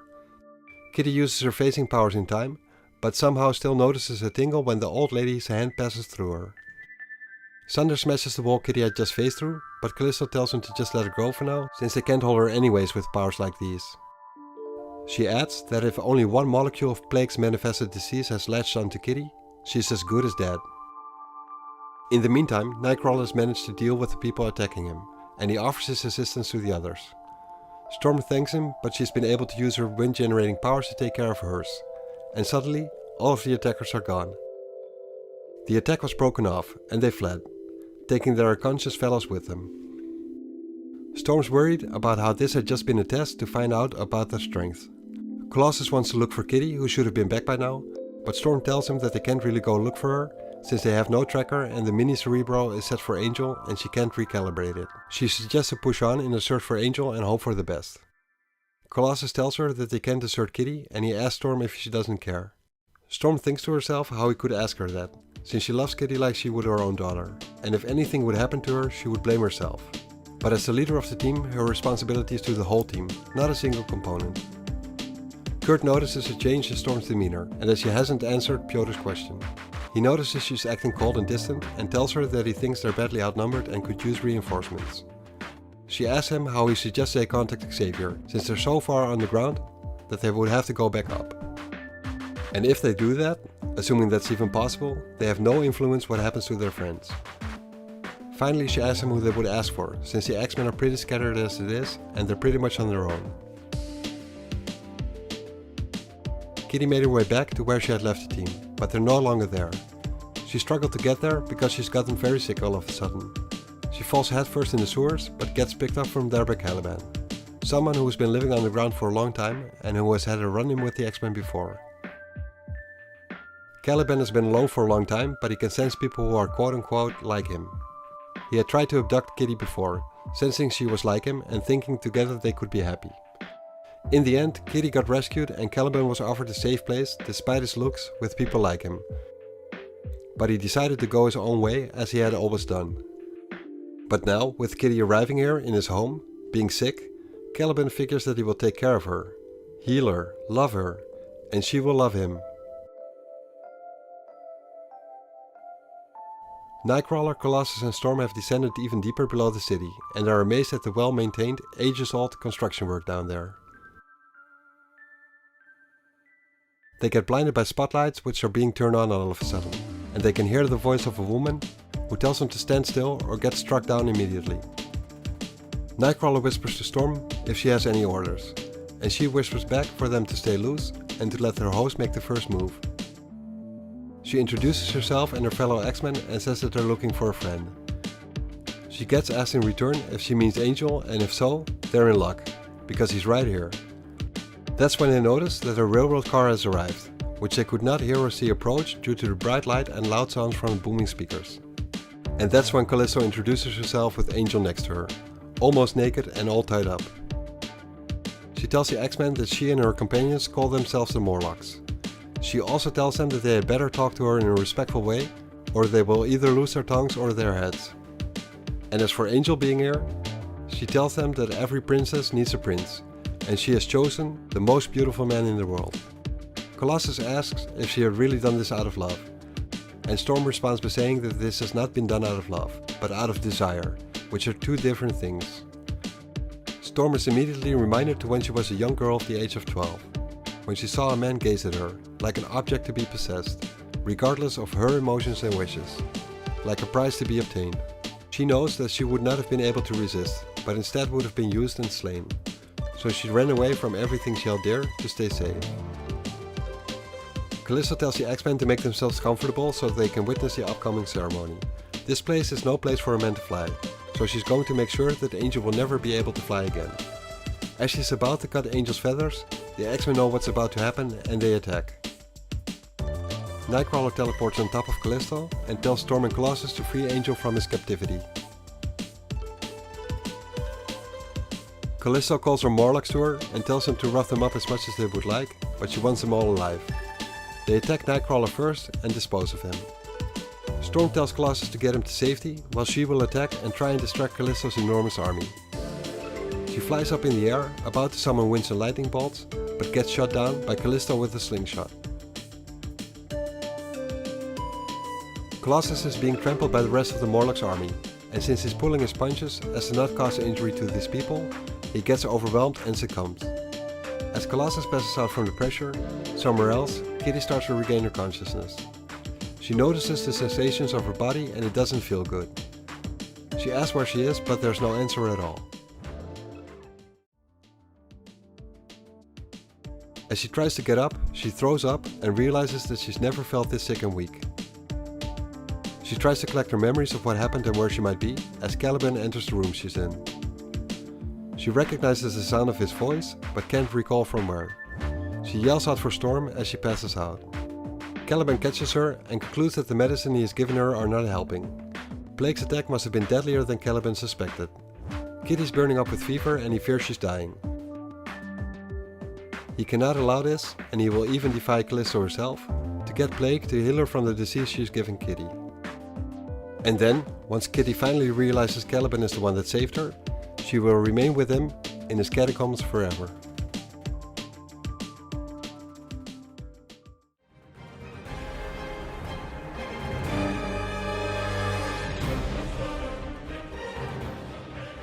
Issue 170.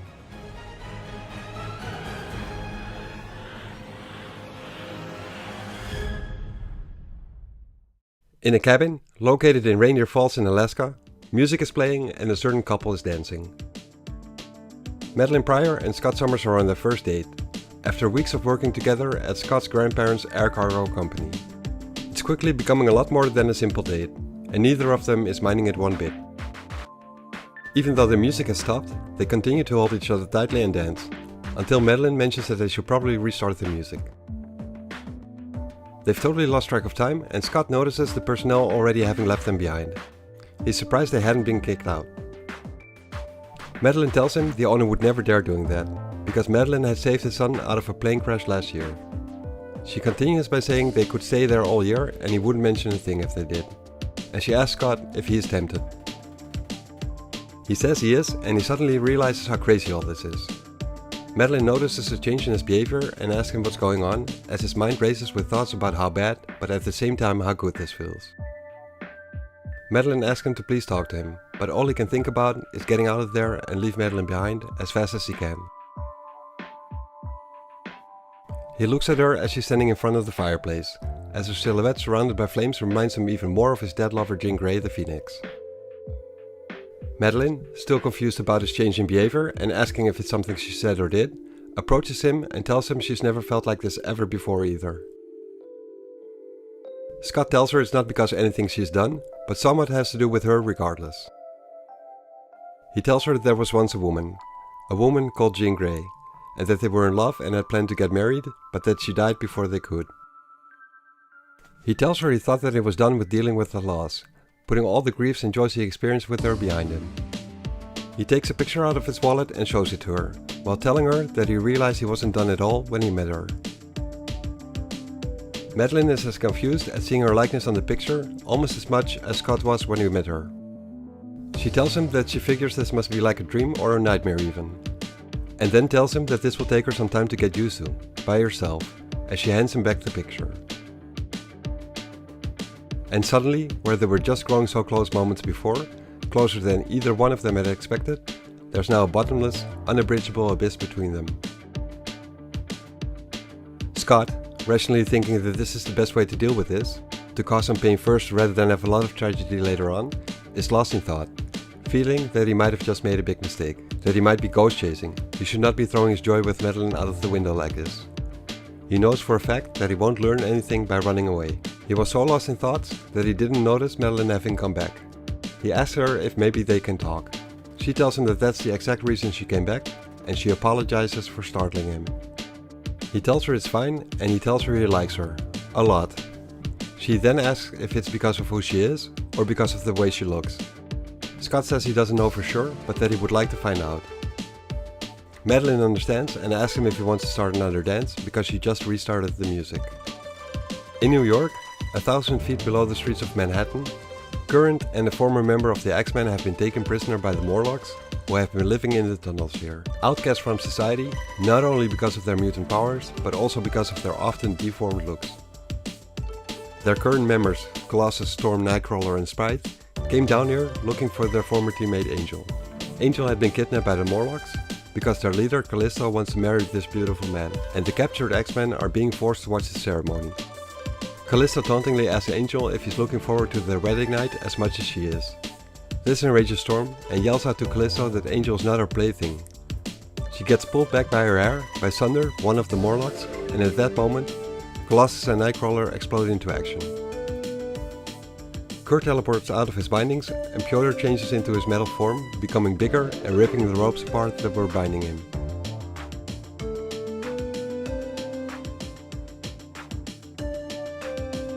Nightcrawler attacks Callisto and Colossus punches Sunder. Being in the tunnel now allows Storm to use more of her weather manipulating powers, and she summons lightning, scattering the crowd of Morlocks around her. She realizes that the longer they stay there, the smaller their chances of escaping become. Nightcrawler is able to knock out Callisto by teleporting her multiple times in succession, which takes a lot out of her because she's not used to it. He teleports back to the altar, holding Callisto in the air, telling the Morlocks to release his friends and allow them to leave. Sunder asks Nightcrawler to please not hurt Callisto, and Storm tells him that they have heard their demands. She hopes for the Morlocks to fall for Kurt's bluff, and realizes that there's still Kitty to find. They have no idea where she is, and no way to navigate in the maze of corridors below the ground. She wonders who or what these Morlocks are, and is amazed at Sunder being able to take blows from Colossus and still stand. Someone's hand is approaching Storm, which startles her, and the person the hand belongs to is telling her to not be afraid of a little old lady, because what can an old lady do? But this lady is no normal lady. It's Plague, and she's making Storm grow very sick very quickly. Storm falls to the ground, and Plague tells Nightcrawler her fever is temporary. Sick as a dog, but she will survive. But if Plague touches her again, she will die in agony. She tells him to give up now. Nightcrawler realizes he doesn't really have a choice, and that retreating for help is not really an option either. He'd best stay here now, learn as much as he can about these Morlocks, and hope for a chance to be able to help the others. Plague tells Colossus to stand down as well. Callisto tells Kurt he made a mistake in not killing her, because when she's finished with him, he won't be able to go anywhere either. She tells him that if the roles were reversed, she wouldn't have hesitated for a second. Kurt asks Callisto who and what they are exactly, and if they're mutants like them. Callisto tells him that yes, they are mutants, but no, they are nothing like them. She tells him how rejected from society they've become, how this alley has become their home, and how they've come together, with the help of another mutant whose power allows him to sense other mutants, and his name is Caliban. Caliban himself has been looking after a very sick Kitty Pryde, trying to get her fever down, but it doesn't seem to help any. Kitty feels like she's dying and asks Caliban to help her and the rest of the X-Men, but Caliban knows that if he does, she will leave him and never return. Kitty tells him that's not true and that she'll stay. She promises, but Caliban asks him how he could trust her. She tells him she gave her word and she swears that if he doesn't help, she will hate him for the rest of her life. She asks him if that is what he wants. Caliban doesn't notice Kitty passing out from the strain as he's trying to figure out what to do with this dilemma. To help Kitty or defy Callisto. Somewhere else, on a hunting ground, riders on horses are following wolfhounds which are on the trail of their prey. The location is England and the year is 1783, but their prey is a woman who won't be born for several years. The prey is Mystique and she has no idea how she got here. All she is concerned with now is that she has to run for her life. The last thing she remembers is that she was in the bed in her house, but this feels way too real to be a dream. As she's running, she trips and stumbles into a stream of water. The hounds caught up to her and they start tearing at her clothes and flesh. One of the female riders on a horse called Satan calls for Sir Jason to get the dogs in line. Jason pulls the dogs off, picks up Mystique and hands the rider a knife to perform the coup de grace. The red-haired lady, dressed in red and white, thanks him and grabs the knife. Mystique looks scared as Lady Jean Grey slashes her throat, at which moment Mystique wakes up from a terrifying nightmare, sitting up straight while screaming and realizing that she's still alive. Analyzing the nightmare, she recognized both the man and the woman, namely Jason Weingart of the Inner Circle of the Hellfire Club and Jean Grey, the Phoenix of the X-Men. One who is dead and the other being in a catatonic state in a mental institution.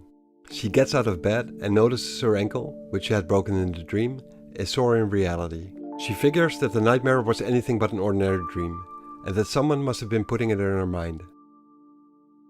As she makes her way downstairs, Irene Adler, also known as the precognitive mutant Destiny, is sitting in the kitchen. She prepared a pot of fresh coffee, knowing that Raven would be awake and agitated. Raven says it's a pity Irene wasn't able to anticipate the nightmare or the cause of it, but Irene tells her her powers should have picked it up, but something, some force, is causing a disturbance, preventing her to see the possible paths of the future. Raven wonders if Charles Xavier could be at the source of all of this, but Irene doubts that even the strongest telepath on Earth is possible of this kind of trickery. Suddenly Irene has a precognitive flash and it concerns Rogue, Raven's foster child. She appears to be in some form of danger. Raven is about to make her way up to Rogue's room upstairs, but Irene tells her that it's already too late. Rogue had recently been on a vendetta against a mutant performer Dazzler, and Raven knew that it was a bad idea and shouldn't have been allowed to pursue that. Entering Rogue's room, Raven notices her room being empty, just as Irene had foretold. Her clothes are gone, and Rogue hadn't left a note either. Irene is unable to clearly see her future, and Raven figures that this is as deliberate as the nightmare she experienced. She wonders who is taunting them like this. At that very moment, we see Rogue on a bus, departing from Washington. Looking out of the window, feeling miserably and wondering what's moving her to run away from her home and the people she loves. And again, someone somewhere is laughing, mockingly and in a malevolent and triumphant manner. Down in the Morlock tunnel, deep below New York City, Callisto tells the captive X-Men that they should be smiling and enjoying the festivities. She suggests Mask to cheer them up. Mask approaches Storm and touches her face. The skin on her face starts to stick to Mask's fingertips as he transforms Storm's face. Nightcrawler sees this with a perplexed look on his face, then grows angry and tells Mask to stop this, telling him that Storm is not a toy to be played with, but a human being who deserves to be treated with dignity and respect. Mask then turns towards him and takes off his hood, revealing his own disfigured face, and asks Nightcrawler how much dignity and respect he himself deserves. He can reshape any face or body, except his own, and asks Kurt if he can figure out why he hates what's pretty, as he moves his hand towards Kurt's face. Callisto tells Mass to leave Nightcrawler alone, telling him she was thinking of having Mass turn him inside out, but she changed her mind. She likes his courage, and figures that with his looks, he's as much as an outcast as they are, and invites him to join them instead. Kurt tells Callisto that he will not desert his friends, besides the fact that he spent all his life fighting to be accepted as he is, to not be judged by his looks, but by his deeds instead. All of them are then startled by the arrival of Caliban. He is carrying Sprite, who is on the verge of dying. He's begging Callisto to save her. Seeing this angers Colossus to the point where he armors up, and he breaks the metal chains that were keeping him captive. And he tells them that if Kitty does indeed die, he will bring this tunnel down on them all. Kurt, who teleported next to Caliban, tells him to let him take a look at her since he has medical training. He asks him if they have a healer amongst them. Caliban tells him that they do have one that heals broken bones and knits wounds, but not one that's able to cure the sickness that plague brings. Kurt wants to get Kitty back to the mansion as soon as possible, since they have advanced medical facilities there. But Callisto tells him that they're not going anywhere, and if he wants his friends to stay healthy, he will stay here, until Callisto tells him differently. And if the brat dies, she dies. Caliban then informs Nightcrawler that the only way to overrule Callisto is to remove her as leader of the Morlocks, something which can only be done through trial by combat. Something Kurt is willing to do if that's the only way of saving Kitty. Nightcrawler challenges Callisto, who then tells him that this will be a battle to the death, a minor detail that Caliban forgot to mention. Storm then, even though she's extremely sick, steps in as the leader of the X-Men and challenges Callisto instead, telling her that the duel and her life are hers to take. Kurt asks Storm if she's lost her mind. She is in no shape to fight and Kitty's life is at stake. But Aurora tells him that she is as adamant as Callisto is, taunting Callisto as she says that. Callisto is up for the challenge and tells Nightcrawler not to worry. Once Callisto has dealt the finishing blow to Storm, it'll be his turn. The arena is set and Callisto makes sure Storm understands not to use any of her mutant powers or Kitty's throat will be cut out. Storm says she understands.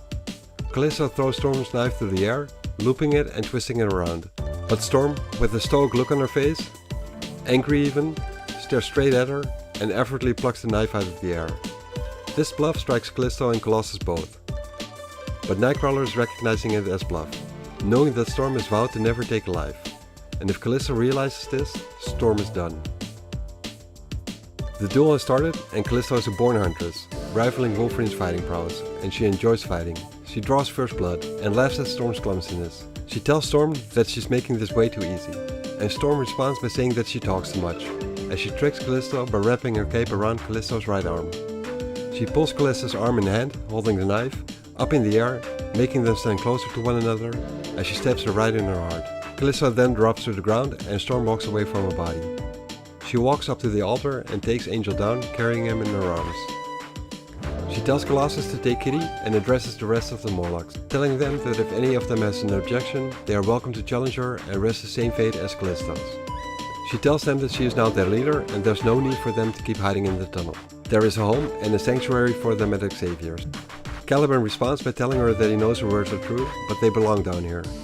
He continues by saying that he hopes that from this day forward, the Morlocks and the X-Men can live in peace and will continue as friends. Storm asks Nightcrawler about Callisto and he tells her that she is alive, thanks to the healer, but if he hadn't been there, she would have surely died. Kurt asks Storm if stabbing Callisto in her heart was her intent, and Storm confirms. Kurt says he never expected that of her, and Storm responds by saying that neither did Callisto, and that was her mistake.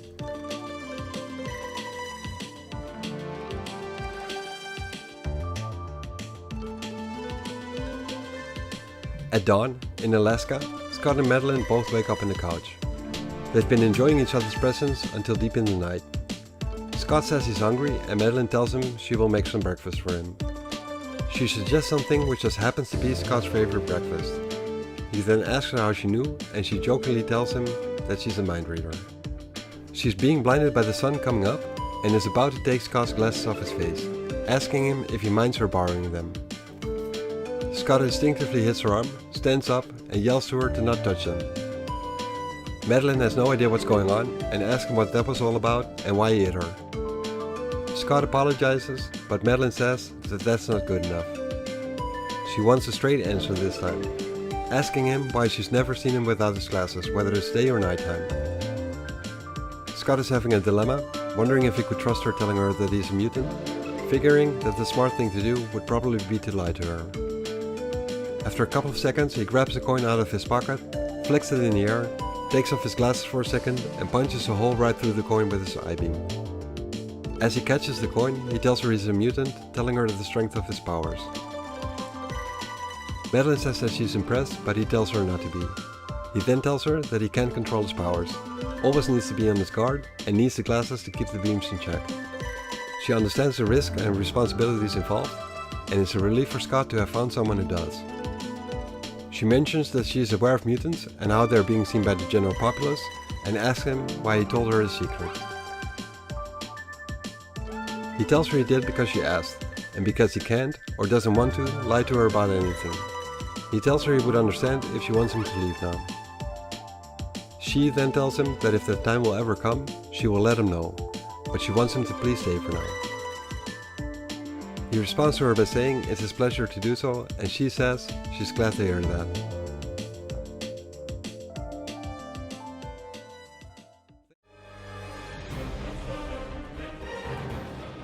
Issue 171.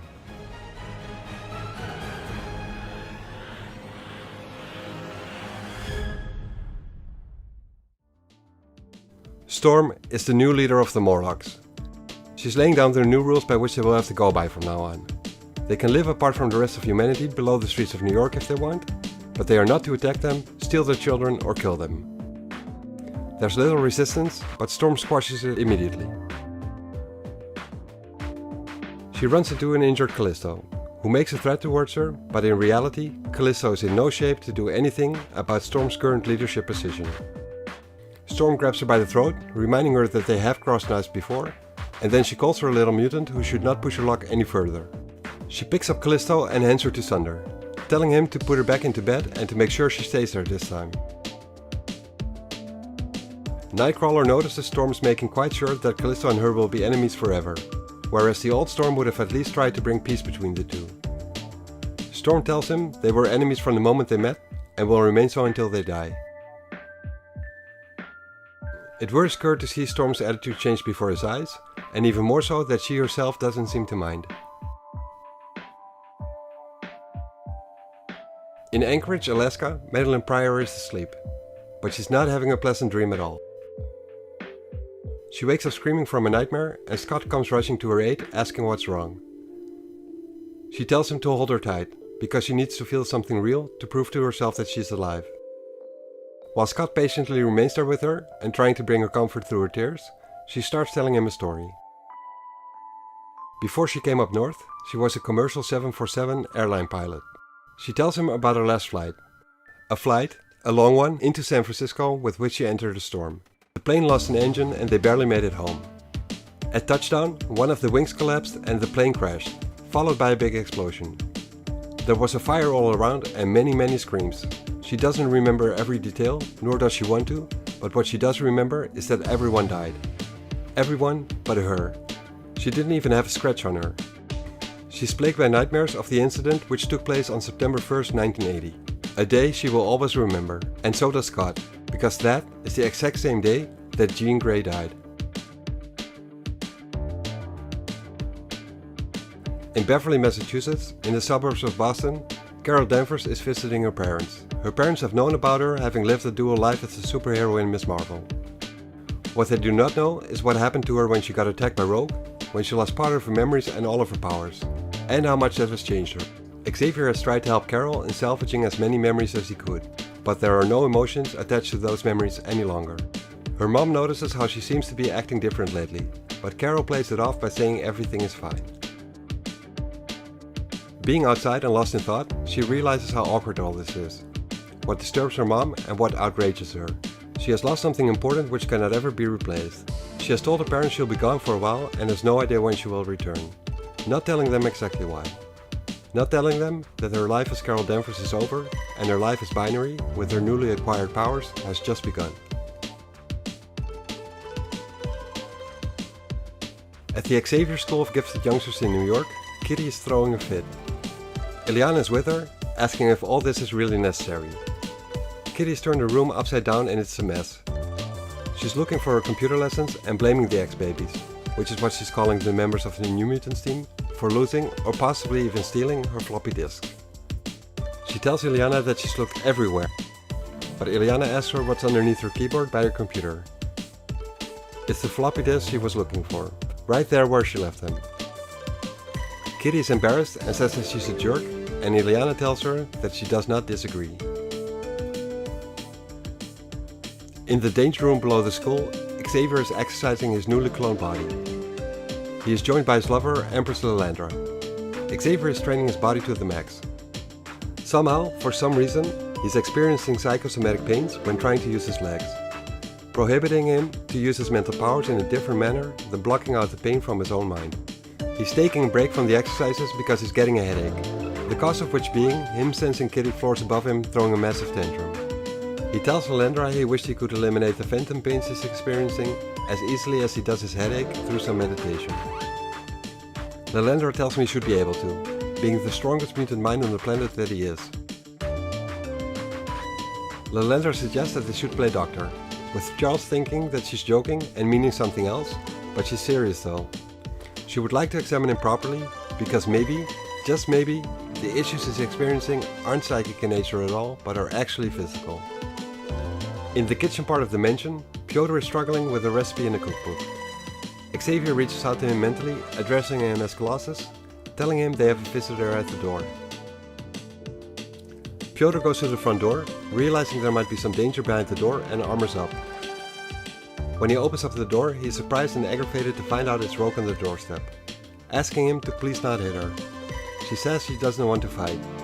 She's asking the X-Men for help. A little bit later, in the living room, the members of the X-Men currently present and Illyana have gathered, while Rogue has been shaking in her chair, barely able to not spill her drink. Suspicious of Rogue's intentions to come here, they question her, with Xavier asking her what she's doing here. He can't really read her mind because he senses two different thought patterns, one of which is alien. Rogue explains that's the persona she absorbed from Carol Danvers when she fought her last year. She tells them that her intention for the transfer of powers and personality was supposed to be temporary and not permanent, and that all this was an accident. But now it's been driving her crazy and she's asking the professor to help her. Kitty chimes in by saying she has some nerve to come here and asking for help, after everything she's done. She's being told to zip her lip and for Rogue to keep on talking. She continues by saying that her powers are out of control. The slightest touch triggers a transfer now and she doesn't know which thoughts, memories and feelings are hers. She looks in the mirror and sees the face of a stranger, and Kurt tells her that's probably a proper punishment for her crimes. Rogue tells them that even though she loves Mystique, who has been like a mother to her, she didn't seem to listen and downplayed the situation, which is the reason why she's here now, because they are her only hope. Kitty's thoughts are sarcastic and Xavier picks up on them, scolding her, and she says she didn't even say anything. Xavier tells her thoughts were plain enough, to which Kitty responds that that's not fair. So he then in return asks her if she's being fair to Rogue. Everyone in the room is shocked by this response from Xavier, and Kurt asks if there's any reason why this should be fair to her.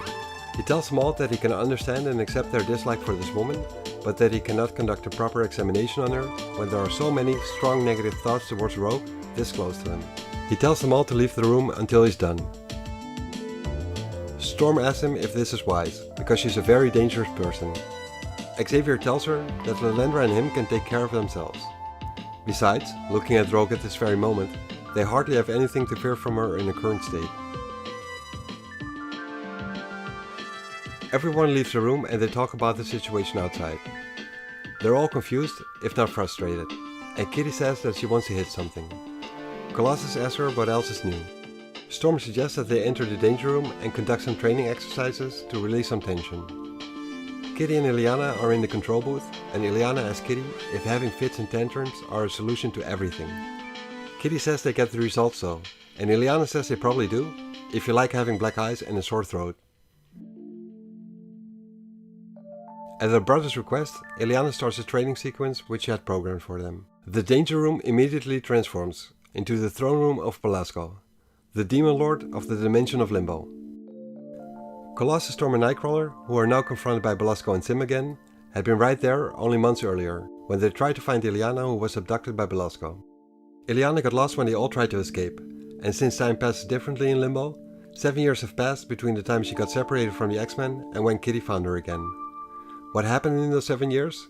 Only her and Belasco know. Kitty asks Illyana what the hell she was thinking and aborts the sequence. She asks her if this was intentional and if this is what she thought of as a surprise. Kitty tells her she scared her and probably the others as well, and she figured that Illyana would never want to see Belasco's face ever again. Kitty turns around to face Illyana, who has an angry look on her face, and asks her if she's doing alright. Illyana suddenly charges at Kitty with an energy sword that seemingly came out of nowhere. She can only barely get out of the way as Illyana slashes her across her face and she starts bleeding, even though she was using her phasing powers. Somehow the energy blade was able to cut her regardless. Kitty tries to talk Illyana out of her rage, but isn't able to reach her. She uses her fighting skills to kick the sword out of Illyana's grip, at which moment Illyana seems to snap out of it. She asks Kitty where she is, and Kitty tells her that she's home, with friends, safe.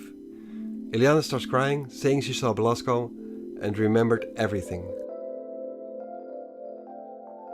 The X-Men rush in the control booth and ask Kitty what happened. Kitty's crying as well as she holds her friend in her arms on the floor. She says everything will be alright, that it's no big deal, asking them to please just give them some time by themselves. Later, in the mansion's attic, Storm is using her mutant powers to tend to the plants and flowers she's gathered there. While thinking that maybe it's high time, they figured out if there's still some kind of link remaining between Belasco and Illyana. They had been reluctant in prying, not knowing what horrors Illyana had to endure, while being trapped down in limbo by herself.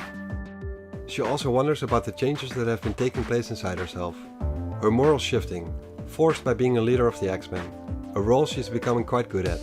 But she's questioning if she has been losing herself in the process.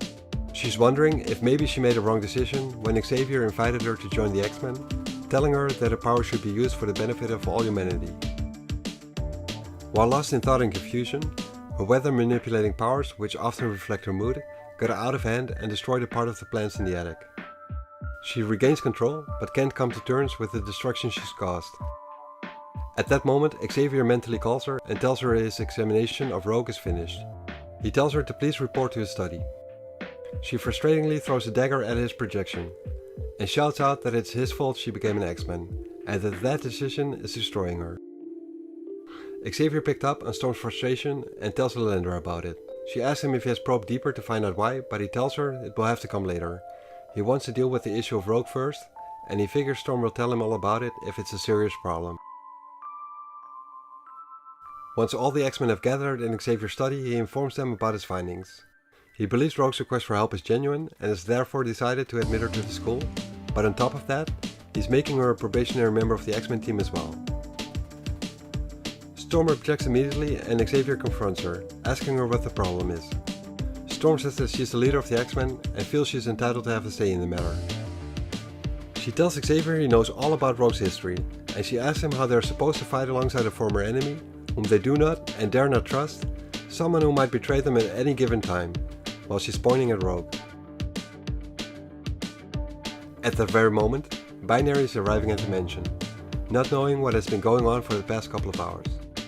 She walks through the front door, and suddenly, Rogue is blasted out of the house, right through the mansion ceiling, outside of Earth's orbit. As Rogue gathers her bearings and returns back to Earth, she still has no idea who this woman is. She realizes Xavier, or any of the X-Men for that matter, have nothing to do with this, as they seem just as surprised as she is. The X-Men are still confused and scattered across the floor from the impact of the punch Binary gave to Rogue, as Xavier asks them if they are doing alright. Nightcrawler asks where Binary is, and Colossus tells him she's outside, waiting for Rogue to return. Rogue is flying straight at Binary, but she simply punches Rogue out of the air, smashing her right into the trees. Colossus tries to stop and hold Binary as she tells him to let her go so she can get her vengeance. Xavier arrives and tells Binary that as long as Rogue remains under his roof, she will have his protection. Binary asks how Xavier can say something like that, knowing everything Rogue has done to her. Storm then tells her friend that Rogue is showing remorse and that she's been forgiven her past transgressions and that Rogue is now the newest member of the X-Men. Binary is confused and angry at the same time, not able to comprehend a cruel decision like that, since they all know what Rogue has done to her. Rogue, still having no idea who this woman is supposed to be, asks her what her life has to do with binaries. Carol changes back to her human-looking form, and that's when Rogue realizes. That's when she realizes that this is the woman whose life she's ruined indefinitely. Carol tells her that she now has the power to do the same to her. Storm then tells Xavier that if Rogue stays, she will leave. And Kurt says that all of them share the same sentiment. Xavier responds by saying that he now clearly understands. That they can pick and choose who they help and who they will not help. That some are worthy while others are not. He asks Aurora who exactly it was who told him to accept Wolverine, not for his short temper or fiery character, but for his potential to do good. He asks them all whether they should deny Rogue the same chance to achieve her maximum potential. He tells them that of course there's a risk involved, but the alternative is far worse. He tells them all that he will never condemn any mutant as long as he lives. Colossus is the first one to acknowledge Xavier's good intentions and tells him that he will put his own fears of Rogue's loyalty to the team aside, to give her a chance and that he will stay. He asks his friends to do the same. Kitty says she will, but she will not ever like her. Nightcrawler tells the professor that he's convinced him as well. Xavier turns his attention to Carol and she tells him that she can never forgive Rogue for what she's done. She has torn her life and her very soul to shreds. She also tells him that she has nothing to lose here, no real ties to break, and that she's not an X-Men and that all of a sudden, she's glad that she isn't. Rogue asks if she will be back and Kurt tells her that maybe she will, on her own time, if the hurt will ever be any less. Xavier asks Aurora what is going on in her mind, and she tells him that she feels both Carol and him are right. She tells him she's not sure which road to follow and that she has to figure it out for herself. She takes a stroll across the estate while she thinks back to how much easier her life was for her when she was regarded as a goddess in Africa. But she realizes that as a human, she must figure out a way to cope with the current dilemmas of life. On the one hand, she wants to leave, but on the other hand, Judy calls and that would mean accepting Rogue. The one woman who hurt her friend Carol Danvers in the most extreme way possible. Whichever choice she will make, one thing is for certain. She will no longer be the woman she was. The real question is, however, which woman will she become? Aurora or Storm?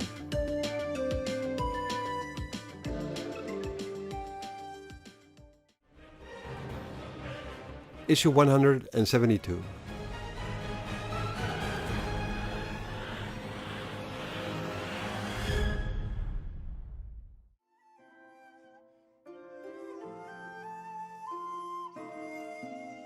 A lot has happened over the past several weeks in Japan, specifically in Tokyo.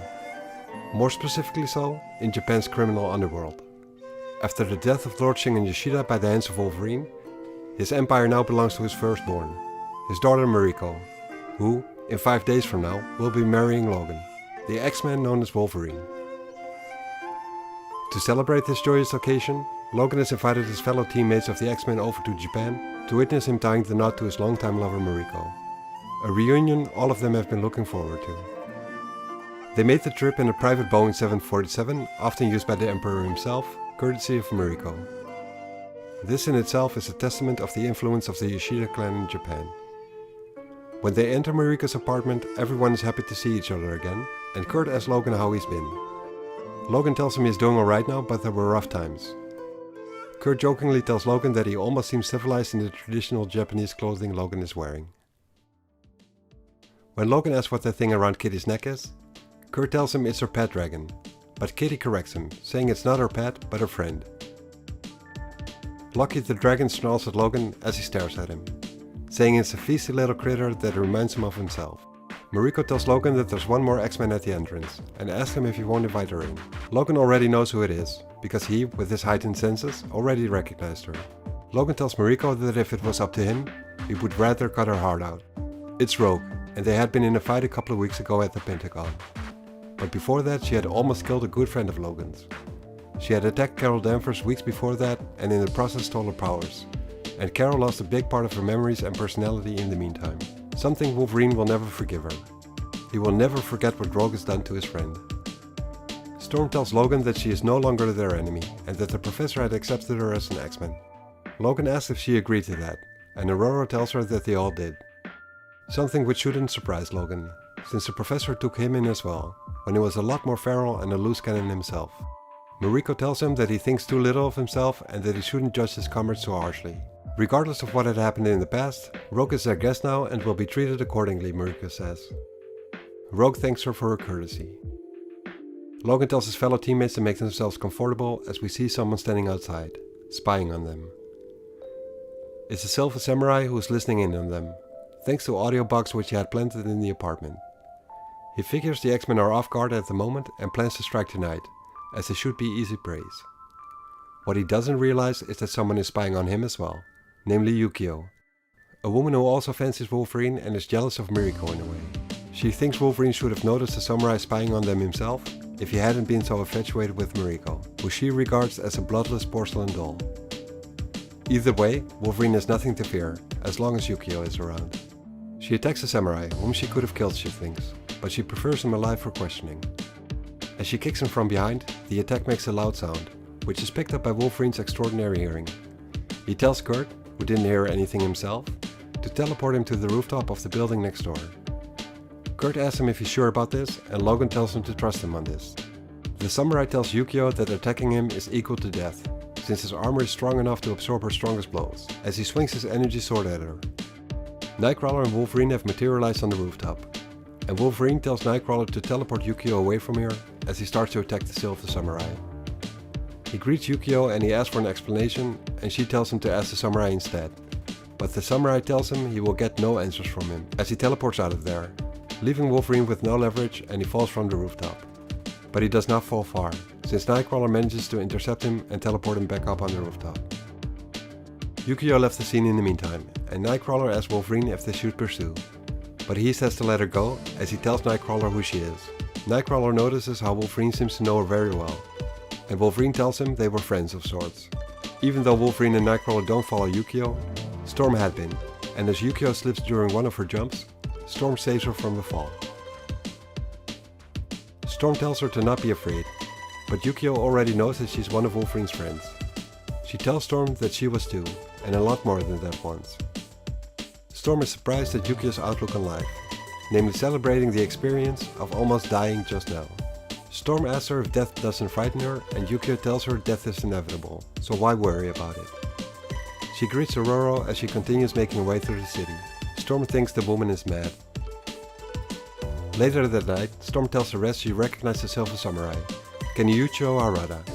He and his mistress Viper had fought the New Mutants recently, and this confrontation ended up in an explosion, resulting in the death of Sean Koima, Karma of the New Mutants. Storm is not sure whether the samurai was following the X-Men, or if he had been following Logan and Mariko. Wolverine tells Storm about Shingen and his expansion of his empire and his ambitions of ruling the Japanese underworld. He would not be surprised if they had been working together.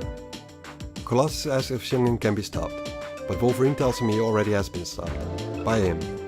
Kitty says that they should question him in prison and get all the answers they need, and it takes a while for her to realize the man is not in prison when Nightcrawler tells her that it's probably not an option. Wolverine looks at Kitty, and it's moments like these he starts feeling sorry for her.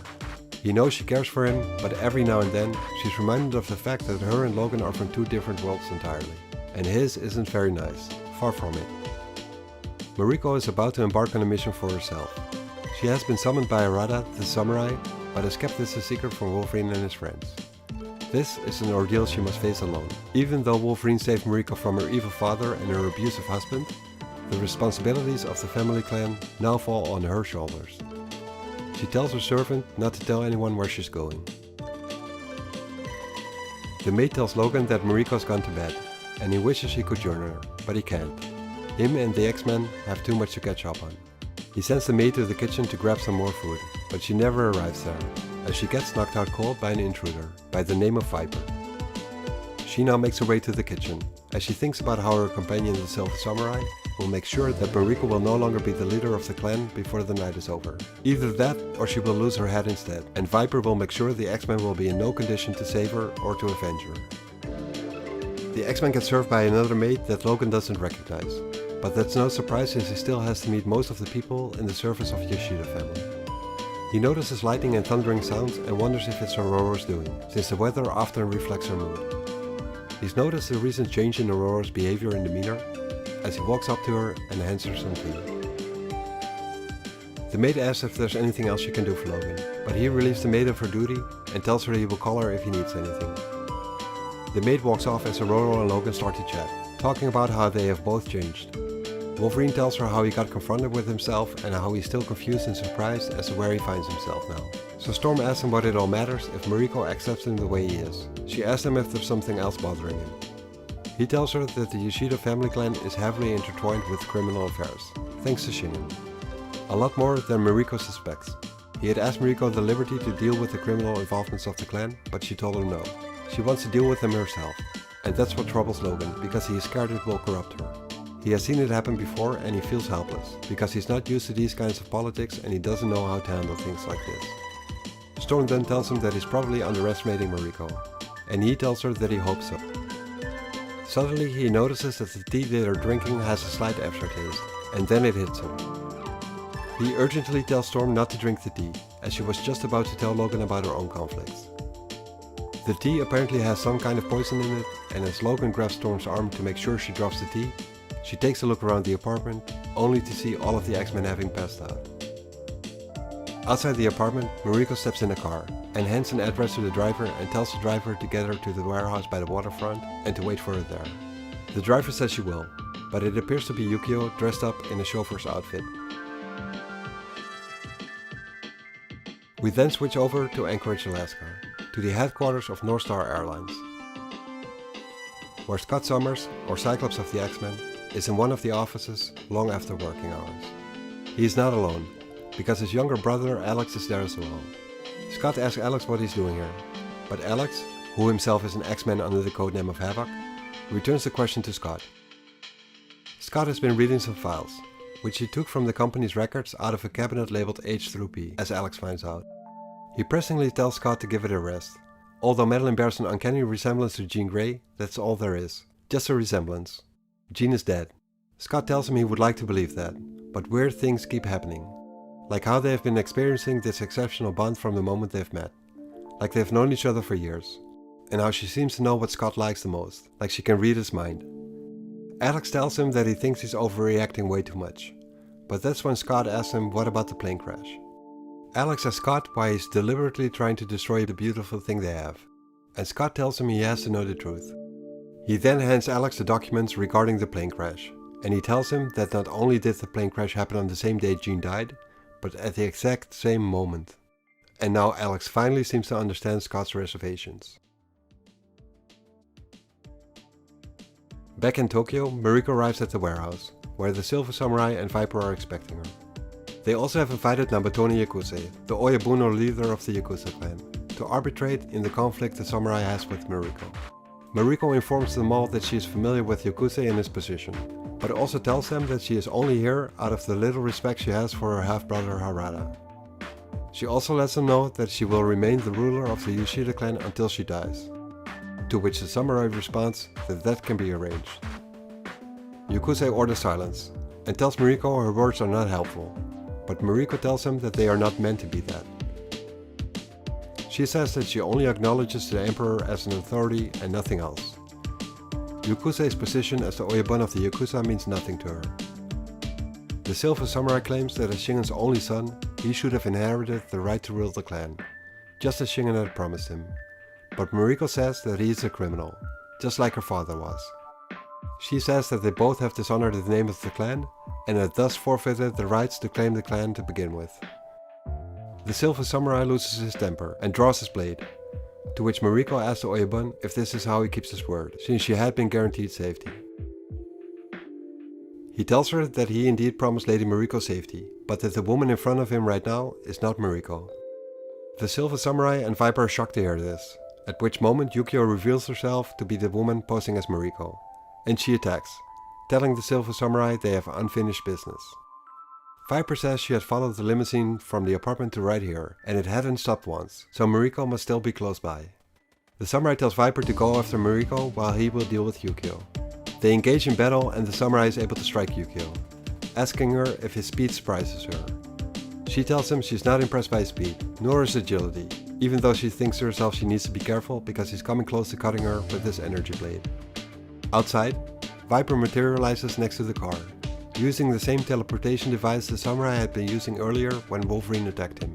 She notices a sudden fog at the dock where the car is parked, as she opens the door to the car and tells Mariko to step outside, telling her gambit has failed and this will now cost her her life. But she gets corrected as she's blown away by a strong gust of wind, slammed into the surroundings and is knocked out cold. Apparently, Storm had been hiding inside of the car, along with Mariko, and she tells Mariko to leave this place instantly. Yukio and her will deal with the samurai and Viper together. She tells Mariko to use the car phone and summon the police, just as Yukio had summoned her. Storm flies off to join Yukio in a battle, as she wonders what's going on with her powers, since she seems to have them less under control lately.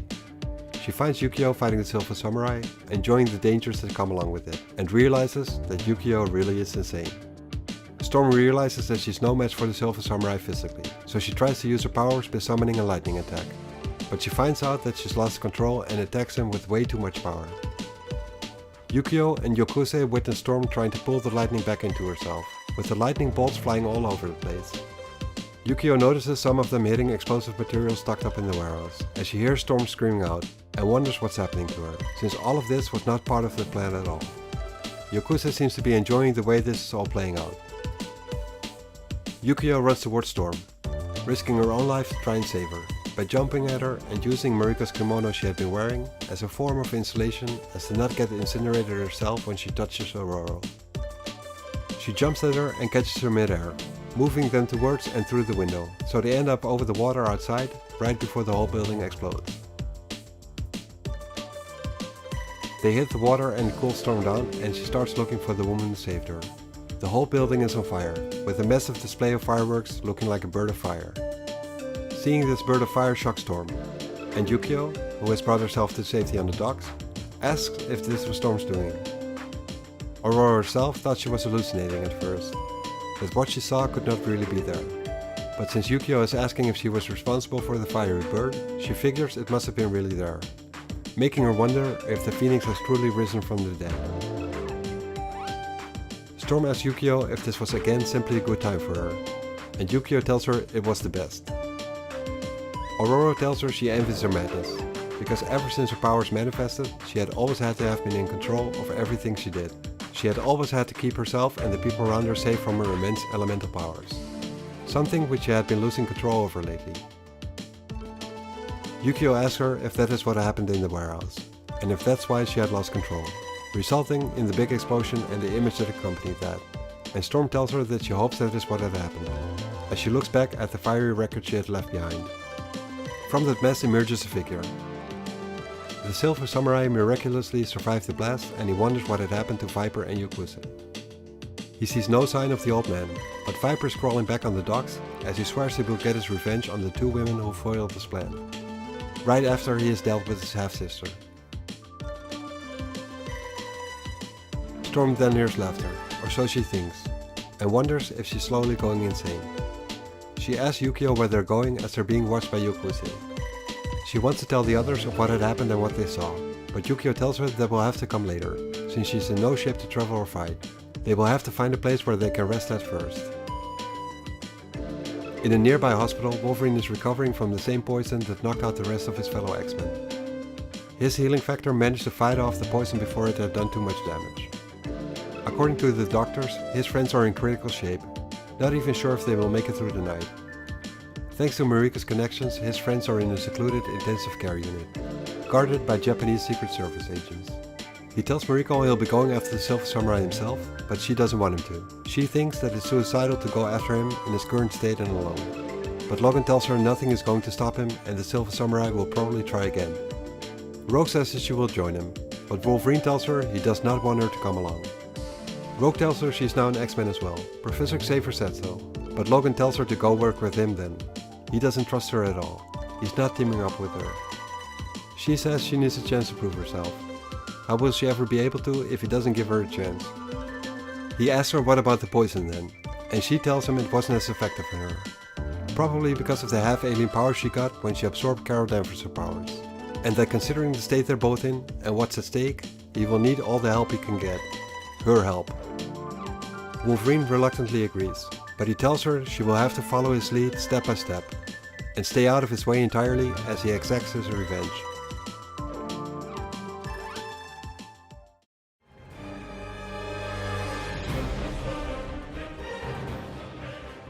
Issue 173.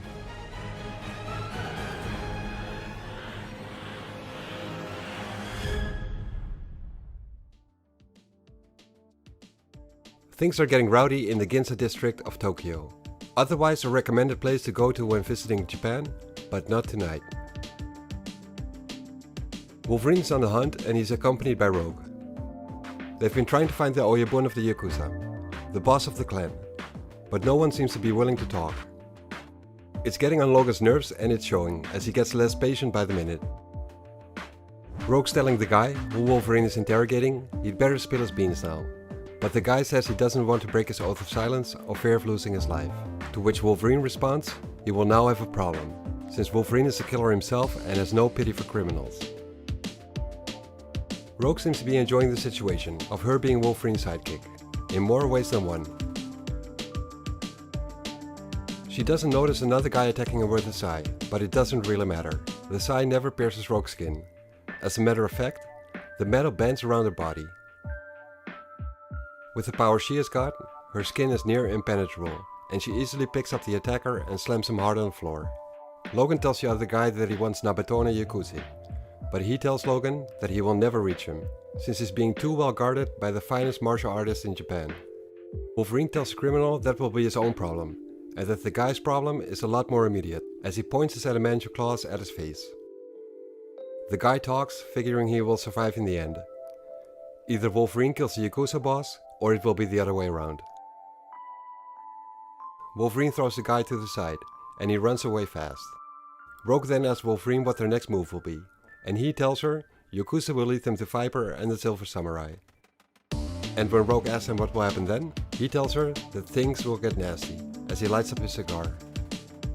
He thinks about all that has happened recently. Him inviting his friends over to Japan to attend his wedding to Mariko, Mariko's half-brother the Silver Samurai trying to take control of the family clan by killing her, him and his accomplice Viper infiltrating Mariko's household and poisoning the X-Men to keep them out of the picture, and all of the X-Men apart from Storm getting hospitalized. And then, he himself and Rogue having recovered and under the trail of the Silver Samurai ever since they left their teammates behind in the hospital, not even sure if they will survive the ordeal. All of them are in critical condition. And in the meantime, Storm has disappeared altogether. As a matter of fact, Storm is currently in the streets of Tokyo, walking around with her newfound friend Yukio. And Yukio is asking one of her friends to let them inside his house, but he tells her to go away instead, because she and Storm both have got a death mark on their heads, issued by the Oyabun of the Yakuza, and bad news like this travels fast. He tells Yukio there will be no sanctuary for her, not here and not anywhere. Yukio tells Storm that it's going to be a long trip to the hospital where the X-Men have been admitted to, and she asks Storm if she's even up for the trip. But Storm then points out to her that that decision has just been taken out of their hands, since there's people waiting for them down the alley. 6 people in total. Yukio likes a challenge, even though they are considerably outnumbered. Storm thinks to herself just how crazy Yukio is. They are pretty much facing certain death with these odds, but Yukio doesn't seem to care.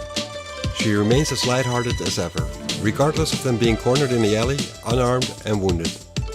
And in Storm's case, scared of using her powers again, as she seems to have lost control over them. She's starting to see things Yukio's way and figured that they can only die once. Just outside of Tokyo, at Nabatone Yakuza's estate, which is guarded by the latest technology and computer-controlled defenses, Wolverine and Rogue arrive. With Rogue's powers of flight, they bypass the first line of defense fairly easily. Wolverine uses his heightened senses and notices only residual sense. There are no guards currently present. Wolverine tells Rogue to stay close, stay quiet and follow his lead. Rogue follows his orders but can't help being somewhat sarcastic about it, so Logan asks her if she thinks they're playing games. She says she doesn't, but she tells him that she's not afraid of getting hurt. It's one of the benefits of her being near invulnerable, as she walks straight up, whereas Logan is crouching and staying low. He tells her those are some famous last words, and she tells him he sounds kind of jealous. Wolverine does not respond to that, but he tells her he senses someone downstairs, alone. Rogue then passes him and accidentally triggers an infrared sensor, and she doesn't notice the robot being activated by her triggering the security systems either. Wolverine acts quickly and sweeps her off her feet, even though the thought of letting her get hit goes through his head. He would not mind finding out what her limits of invulnerability really are. but he might need her later on, so he saves her from the laser blast. He tells her she needs to be more careful as he ended up underneath Rogue. She tells him her hero deserves the kiss for saving her like that, and moves in for the kiss. But he tells her no and plants his fist right under her chin, to Rogue's surprise. Logan is all business and tells her not to pull a stunt like that, nor to make a threat to him or any of the X-Men ever again, not even as a joke. He asks if she understood him and she tells him she did not mean any harm. He then walks off and tells her that that is the only reason she's still breathing right now. He then thinks about Rogue and her powers and about his old friend Carol Danvers, who she recently used her powers on and stole her whole personality from, along with the powers, leaving her a blank slate, something he will not easily forget nor forgive her. He enters a room where he sees Nabatone and Yokuse sitting at a table, or so he thinks at first glance. He soon finds out that that is not entirely the case. Rogue asks what the smell is and Logan tells her it's the smell of decay. Apparently Nabatone has died over a week ago, and his corpse has been sitting here for about over a week as far as he can tell. When Rogue asks him how that's even possible, since Mariko said she had been in a meeting with him just earlier this night, Wolverine realizes that this is not Nabatone at all, but an imposter posing as him. He realizes they have been suckered and this was just a diversion, leaving Mariko and the X-Men without any form of protection back at the hospital. In the meantime, Storm and Yukio are dealing with the thugs in the alley. Storm uses her powers on them and Yukio enjoys seeing it. Aurora tells Yukio she's never had to use her powers to deliberately inflict pain, but Yukio says that they deserve no less and they probably had worse intentions. She's able to convince Storm to not feel guilty about it and Storm tells her she's right, as she welcomes the infectious madness of Yukio. Back in the hospital, the armed agents in the hallway and the ones posting by the door are being taken out by Shuriken, coming from Viper and a cadre of ninjas. She tells her henchmen to be quick and to leave no witnesses. But that's going to be easier said than done, because Rogue and Wolverine made it back here, just in time. Rogue attacks the ninjas and Viper by scooping them with beams of wood, and smashes them right through the wall of the hospital to drop them in the courtyard. Viper tells them to kill her. She's only one girl and despite her powers, they are Japan's deadliest killers. As the ninjas follow her commands, she herself leaves the scene to find a partner, the Silver Samurai, who's still somewhere in the hospital. Wolverine has found him first though, telling him to come out and show his face if he dares. He tells Wolverine he dares alright, and when Wolverine asks him why he brought an army then, he tells Wolverine that he does not need help to claim his birthright, nor to deal with him, as he charges at him with his energy blade. His sword can cut through almost anything, but not through the strongest metal on Earth, not through adamantium, the metal Wolverine's claws are made out of and his entire skeleton is laced with. They both survive each other's initial attack, but it doesn't stop there. A vicious fight ensues, and Wolverine is slowly tearing up the Silver Samurai's armor, but the samurai manages to grab a hold of him and stabs his sword right through Logan's gut. When he pulls it out again, Wolverine punches him in the same place, but Harada strikes him with a sword in his neck. Wolverine then grabs his wrist and breaks his arm, uncovering his face and draws his claws to finish it off. But Mariko has arrived in the meantime and stops Logan. She tells Logan enough blood has been spilled and that her half-brother is lost. She tells Logan to spare him his life. But Mariko is not the only one that has arrived. So is Viper, and she holds Mariko and Wolverine at gunpoint and tells them to move away from Harada. Wolverine realizes that she's going to fire anyways, as soon as Harada has moved far away enough. Wolverine thinks of alternatives and all he can think about is to play along, while trying to get Mariko as close to the door as possible, to be able to shove her through as soon as Viper leaves him an opportunity to do that. There's nothing else he can do in this situation and the state is in, and Rogue is nowhere to be seen either, probably being cocky again and getting herself in trouble, he thinks. The samurai walks away from Mariko and Wolverine towards Viper and tells her he's sorry for failing her, as he passes out and falls to the ground. Wolverine sees this as his chance to get Mariko to safety. He makes an effort as Viper aims her gun back at them, both with their own objective, but Wolverine realizes he's nowhere reaching his goal. But then, as if out of nowhere, Rogue comes flying in, faster than the projectile for Viper's gun, and she heroically puts herself in the line of fire while pushing Mariko and Wolverine out of there with great force. Viper continues blasting at Rogue, and she tells Rogue that was a noble gesture and her allies should appreciate it. But Rogue tells her that ironically, They couldn't care any less if she would live or die here. Rogue notices that she's actually feeling the impact of the gun on her skin, but the kindness she received from Mariko makes her want to stay here and shield her from the gun's blast. She can't, and she doesn't want to let her get harmed. Wolverine storms back into the room, looking to help Rogue, but he needs some form of help because he's in bad shape, so he could use a knife or a gun. But he will not be needing any, as the gun Viper has been using continuously on Rogue starts to overload and explode. Wolverine picks up Rogue, who apparently is less invulnerable than she thought, and even though she is breathing, Wolverine can hardly sense a pulse. Viper has seen enough. Both sides have injuries, and with this being the summarized fight, she decides to teleport out for now and come back for Mariko and the X-Men at a later time. If the samurai wants to do that. Logan tells her that if they do, if he sees either one of them ever again, he guarantees her it will be for the last time. Rogue feels as if she's dying, and tells Wolverine, who offers her his powers, his healing factor, to keep them for himself, because he is hurt as well and he needs them for himself to recover. But Logan tells her it's his risk to take and asks her who's gonna stop him anyways. He's a man who pays his debts. She sacrificed herself to save Mariko, the woman who he is going to marry. It's only fair if he takes a risk to return the compliment, and he touches Rogue's skin to transfer his healing powers to her, for the time being. A week later, at the ancestral seat of the clan Yoshida, about 300 kilometers outside of Tokyo in the hills of the Miyagi region, Mariko is taking a moment to think about the changes in her life. The ones that have unfolded and the ones that will happen in the next couple of days. She's standing at a statue of Buddha, contemplating just how excited and anxious she is for her and Logan's wedding tomorrow. Everything should be taken care of, yet she feels as if she's forgetting something. She thinks about how she wishes for it all to be done, yet wouldn't want to miss it for the world. She sincerely loves Logan with all her heart. Someone approaches her and Mariko asks who it is. The man tells her that he is a friend, as he stares intensely right into Mariko's eyes and tells her he wishes her and their concert well. He then leaves and Mariko has no idea what just happened to her, as she drops the bouquet she was holding, thinking she must have been really distracted talking to herself like that.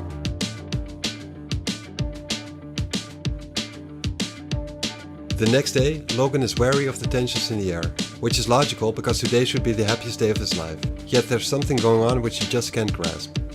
There's been no sign of the Silver Samurai nor of the Viper ever since they had a fight back in Tokyo. But he knows them showing up in the middle of the ceremony would be something they could very well be doing. He'll feel better when today's formalities will be over with.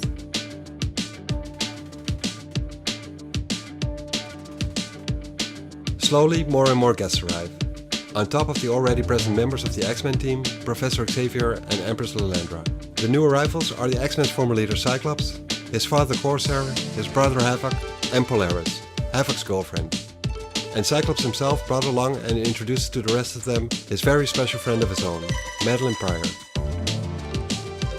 Lilandra, as the Empress of the Shi'ar Empire, is shocked at seeing Madeline, because she immediately mistakes her for being Jean Grey, the Phoenix, who went insane and destroyed a part of the galaxy when she was still alive. She consumed the sun and destroyed its surrounding 11 planets, including one with living organisms on it, after which she also ended up in a battle with a Shi'ar battlecruiser.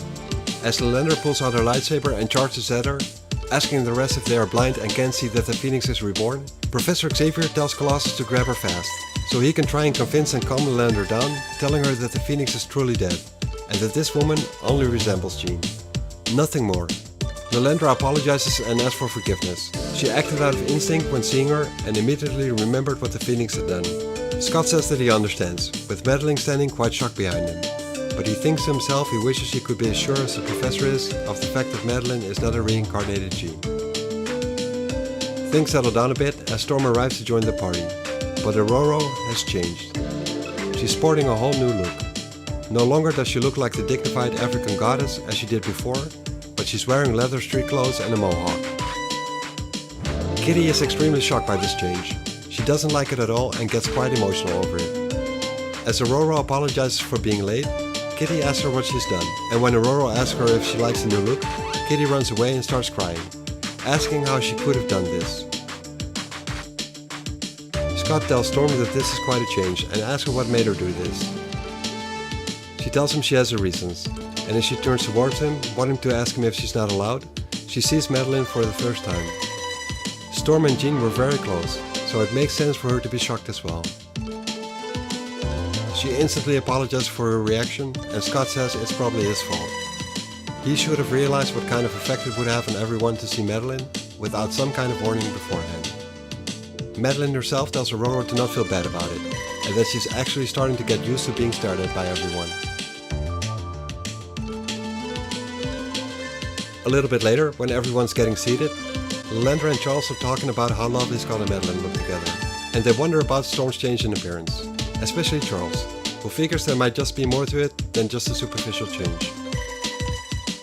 Scott tells Madeline that he hopes that she will like his best friends who are gathered here, and she says that she probably will, just as much as they like her. Kitty has changed her outfit into a traditional Japanese one, and Kurt compliments her on how she looks.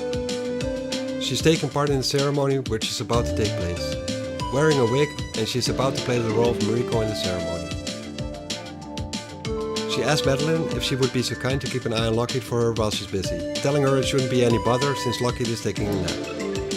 With Madeline being a pilot, she thinks Lockheed is a nice name for a cat. But when she wants to take a look at the cat, she finds out that this is no cat at all. As she's looking at the alien dragon in her lap, she asks for Scott's attention, who's having a conversation with Xavier. She grabs him by the tie and pulls him towards her. He asks her what's the matter, and she looks him in the eyes and asks him just exactly who these people are and what the hell he's gotten her into.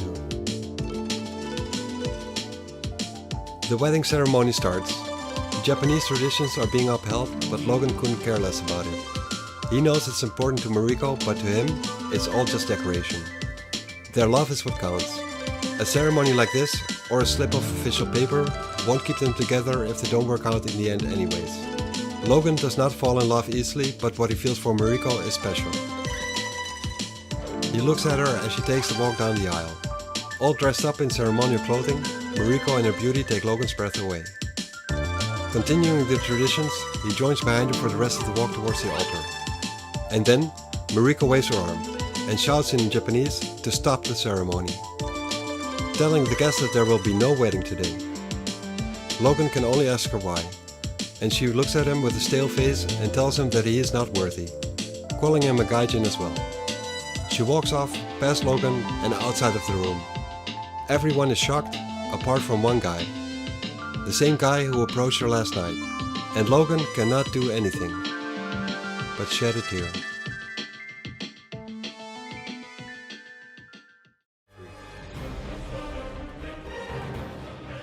Issue 174.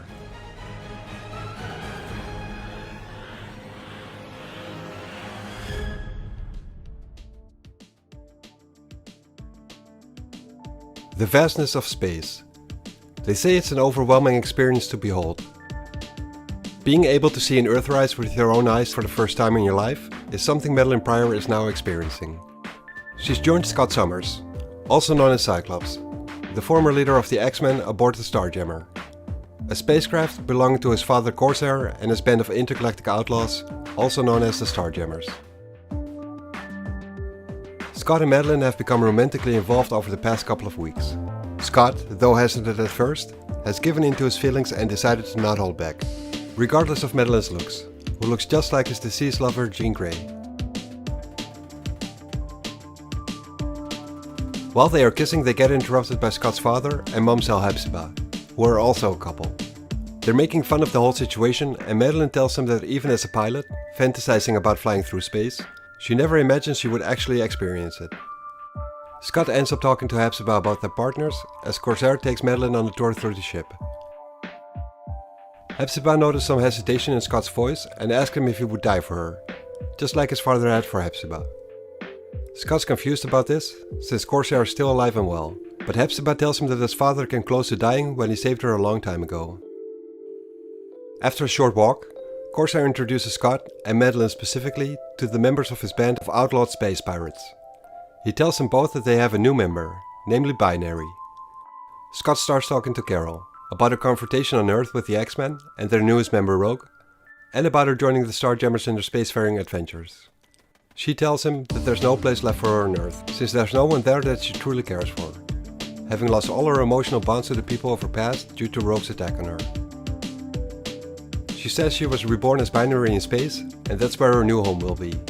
right here among the stars. Scott asks his dad when they will leave, and Corsair tells him it will be soon. He asks Scott if he still wants to come along, as they've talked about it before, and he tells him that he has no idea when and if they will ever return. Scott takes a look at Madeline and tells his father that he doesn't know. Over in the infirmary of the ship, the dethroned Empress of the Shi'ar Empire Lilandra and her lover Charles Xavier, Professor X of the X-Men, are having a conversation. Over the past months, Xavier has received a newly cloned body, since his previous body had been a host for a brood egg. This new body of his is showing some peculiar issues, namely psychosomatic ones. Whereas the legs of his previous body had been crushed years ago and he had not been able to walk ever since, this body should have perfectly healthy legs. Yet for some reason, he is still experiencing excruciating pains whenever he tries to walk. Pains which he should not have. The Lilandra's examinations point out that the symptoms are coming from physical origins, and not mental ones. There should be a solution to these issues. But she tells Charles that, sadly enough, she will not be around for that when it happens. Charles asks her what's wrong, and she tells him that she's received information that her sister Deathbird, who seized the throne from her, is mad and ruling the Empire in a bad way. Civil war seems to be inevitable and she can't desert her people. She has to return to the Shi'ar Empire and lead the rebellion against her sister. Lilandra asks Charles to come with her, and he asks her to stay. But she can't. She says that as much as it breaks her heart, she will have to leave. They both have responsibilities to their own people. Charles to the X-Men and the New Mutants, and Lilandra to her fellow Shi'ar. They also discuss Scott's worries, and Madeline's resemblance of Jean Grey. Lilandra had nearly killed Madeline at first glance, since she immediately mistook her for being the resurrected Phoenix, one of the deadliest threats the universe has ever known. She asks Charles if he has scanned Madeline's mind, but he tells her mind is closed off for him, which happens with some individual. Scott's thoughts, however, radiate with worries, and love for the woman. Charles wonders if a love that Scott and Jean had could have somehow triggered the Phoenix Force to resurrect herself in the form of Madeline Pryor. He asks Lilandra what death even is to a universal creature such as the Phoenix. He also tells her that the physical likeness between the two women could be purely coincidental, and that they could all very well be overreacting to that coincidence due to their own fears and fantasies. They both hope that the latter is the case, because they both feel that Scott, after all he's been through, deserves the happiness which Madeline has brought him, just as the two of them themselves deserve their own happiness. Scott himself is currently staring deep into space, probably even deeper lost in thought, thinking about his feelings for Madeline and also about his worries, convinced that the chemistry between them is very real, yet there are so many eerie coincidences that get no resolve, not even when he asks Madeline about it more directly. Somehow she tends to change the subject whenever he asks her something about the missing link. Those missing links keep gnawing at his mind. He knows he should just give it a rest and simply accept what is, as it feels as if he keeps trying to destroy what they have. In the meantime, Madeline has joined him, asking him what's on his mind. He tells her he has been thinking about her, so she asks him why he looks so sad then. She asks him if he's been talking to ghosts, and she tells him that she sometimes does it herself.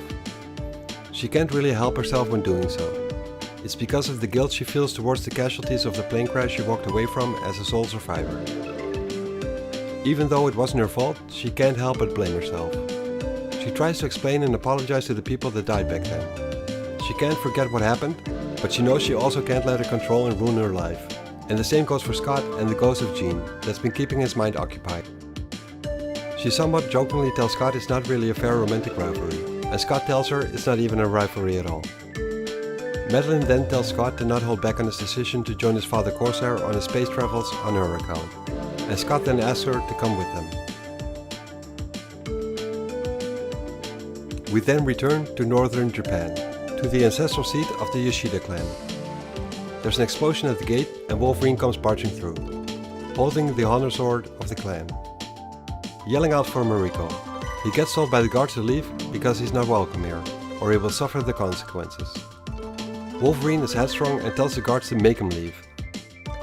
Mariko steps up and, as the lord of the Yoshida clan, commands everyone to lay down their weapons. She says she will not have any blood get shed in her house, and Wolverine tells her that it remains to be seen. Wolverine wants an explanation as to why Mariko called off the wedding in the middle of the ceremony, after she had sworn she loved him with all her heart. She tells him she already told him back then. He is simply not worthy, but Wolverine is not having that as an explanation. She then tells him that's the only explanation he deserves, as she calls him the murderer of her father. Wolverine asks her if she sees and remembers the sword he's holding, about what the sword is and means to the clan, and he reminds her how he got to wield it in the first place. He tells her that if he's not worthy of her, he isn't worthy of wielding the sword either, as he hurls the sword in the ground between the two of them. Mariko then tells her half-brother, the Silver Samurai, to go and take the sword and return it to its proper resting place. The one guy Wolverine had just fought to near death, when the samurai and his accomplice tried to kill Mariko, just a couple of weeks before. As he draws the sword out of the ground, Harada tells Wolverine how he's won. His past crimes are forgiven and Mariko has named him the heir to the family clan. And Wolverine has lost everything. He has nothing, and tells him that he is nothing. Mariko delivers the final step to Wolverine by looking him in the eye and telling him that her love is for a man, not for a beast dressed up as a man. She tells him to leave her side, her house and her land. Forever. Back in New York, at the Xavier School for Gifted Youngsters, Kitty is reading a comic in her room, taking a break from her studies and playing with her newfound friend, the alien dragon she has named Lockheed. Lockheed starts nibbling on her hair as she tells him she's going to have to show the story to Piotr, who she likes a lot. She thinks Lockheed is a little bit jealous, and tells him that he will have to accept the fact that she has more than one friend. She faces through the door of her room and makes her way to Piotr's. She knocks on her teammate's door, but he says to go away because he's busy painting at the moment. She still opens the door and he says he should have just locked the door, but Kitty reminds him that that would not make any difference. She mocks him a bit for being grumpy while painting, which he says makes him relax. He tells her that only happens when it's not working out. He can't seem to translate what he sees in his mind on the canvas and it's frustrating him. Kitty thinks he needs a break, whereas Piotr just wants to be left alone. Or so he says. Kitty drags him along outside of his room, and when he asks her where they're going, she tells him they're going upstairs to Aurora's attic. Even though she wanted to show him the comic initially, she has now something more important to tell him. He asks what could be so important, but she says she can't tell him yet, because that would spoil the surprise. Piotr is somewhat hesitant to follow her, because he does not know what's in store for her. She tells him to close his eyes and he keeps joking around, but when he finally does keep his eyes closed, she looks at him and thinks to herself what an idiot he is. She then yells out surprise and jumps in his arms, giving him a kiss full on the lips. Piotr is shocked, starts to blush, loses his balance and bumps into the wall behind him. When Kitty makes fun of him and points out that he's blushing, he tells her he's angry. She says he shouldn't be and that this was an intentional but a spur of the moment thing. While he's still holding Kitty, she tells him that this was not the real surprise, as she lays her hand across his eyes and tells him to not get too excited, nor to drop her and to start walking slowly. What Piotr doesn't know is that she's using her phasing powers in an experimental way, namely trying to extend it to the person she's in contact with, and it seems to be working. Piotr is now walking on the air as she would normally do herself, and she's facing the two of them through the floor of Aurora's attic. Piotr asks her if they are at the end of the hall yet while still keeping his eyes closed, and Kitty tells him to hush. She tells him to be quiet and not to worry and to just keep on walking. She tells him to trust her and Piotr thinks to himself he'd better take a quick look. To his surprise, he's walking on the air and Kitty loses her concentration, making them both fall on the floor. Kitty ends on top of Piotr and he asks how she was able to do that. She tells him she's been experimenting with the powers under the guidance of Professor Xavier in the danger room, trying to determine the extent of her phasing powers. He tells her he's surprised and also very proud of her. She tells him she's very impressive, and Piotr confirms this, quickly trying to change the subject, telling her they should water the plants in the attic, because that's what they came here for. She tells him that can wait, and he tells her that she looks scared. She says she is, but she doesn't care, as they share an intense moment, getting really close. Outside, Aurora arrives, and she can see there are visitors in her attic. When she lowers herself down inside, she sees Kitty and Piotr kissing. They are both shocked and surprised by her arrival, and Kitty asks what she's doing here, to which Aurora tells her that she actually lives here. Kitty says she's embarrassed and feels like phasing out of there, but Piotr tells her that she can't do that. She explains to Aurora that they didn't expect her back this soon, and figured they'd take care of her plants. But when she actually takes a look around, she finally notices that the attic is pretty much empty. She asks Aurora what happened to all the plants, and Aurora responds by telling her that she's changed over the past couple of months and she has redecorated her living space to match that change. In a different part of the dimension, Kurt is tending to Rogue, who got hurt pretty badly in a fight with the Viper and the Silver Samurai in Japan. He tells her she's recovering well after getting continuously blasted by Viper's gun. He says she should be up and running about a week or two, but Rogue asks him what the point would be since none of them trust her. She figures Wolverine should have just let her die instead of saving her life with his own healing powers. Kurt tells her it was his choice, and if he had thought she deserved to die there and then, he would have let her, without any hesitation. He obviously felt she's worth saving, or he wouldn't have allowed her to use his powers to survive the ordeal.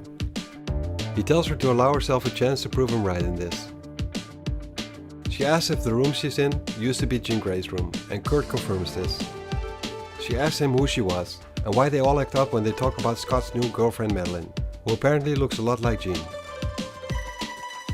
Kurt tells her how Jean was one of the founding members of the X-Men as Marvel Girl, and she later became a being of unimaginable power, the Phoenix.